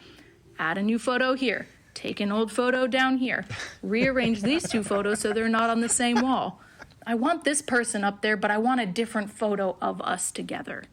Man, I cannot wait to get back into the studio so we can pick up where we left off and keep having these daily important conversations. Wow. Man, who could that have been? Who was the one who was getting all on Liz Whaled of... Oh, man, that's weird. I have no idea. Who could that have been? Our top-notch booking staff. Oh, that was great. I didn't think I was being a pest.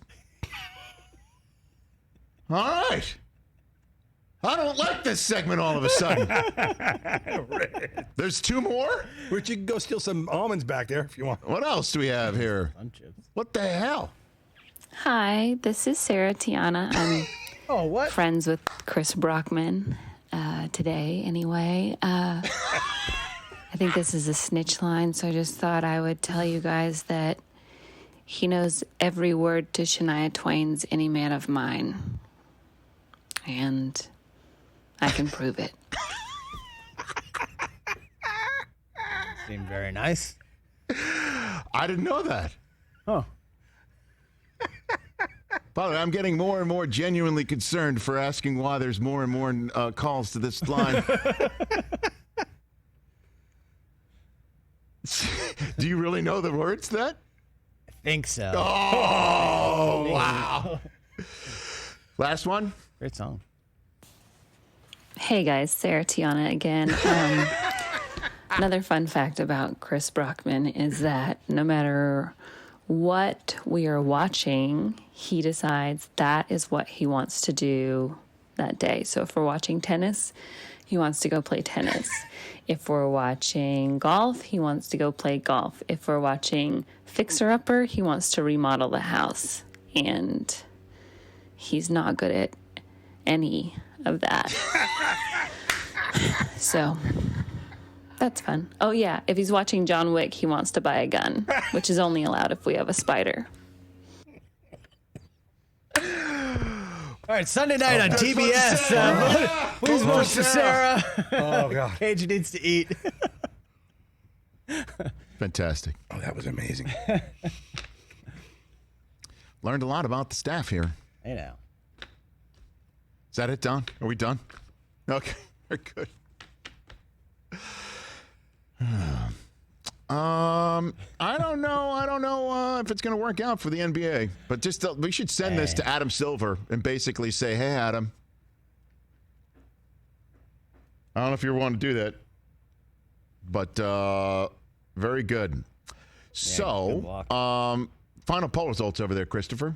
Final poll results over there. All right, so Patrick Ewing here, based on his anniversary of him being drafted, most unlucky NBA star based on when they played. Patrick Ewing, 47%. Damn Karl straight. Malone, 36%. Well, you know what? They're both standing, had Jordan standing in their way, and I think Ewing should have won that because Karl Malone, if I'm not mistaken, did not get beaten in a national championship game by Michael Jordan in college. Very true. As Patrick Ewing was too. So, there you have that. And if I'm not mistaken, the O.J. Chase anniversary was yesterday. It was. Which was the anniversary of one of Patrick Ewing's only NBA Finals wins. W's. I think they won only one game back in 1999, I think, against the Spurs. I think they only won one of those.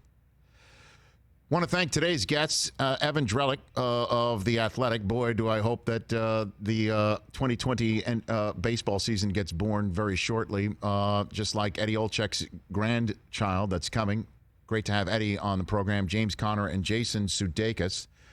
We are off tomorrow on all of our platforms. We're going to tap out for Friday, and we are going to be back on Monday on all of our 3 platforms on the Rich Eisen Show. In the meantime, check out the Belmont Stakes, Saturday, 2:45 p.m. Eastern Time on NBC.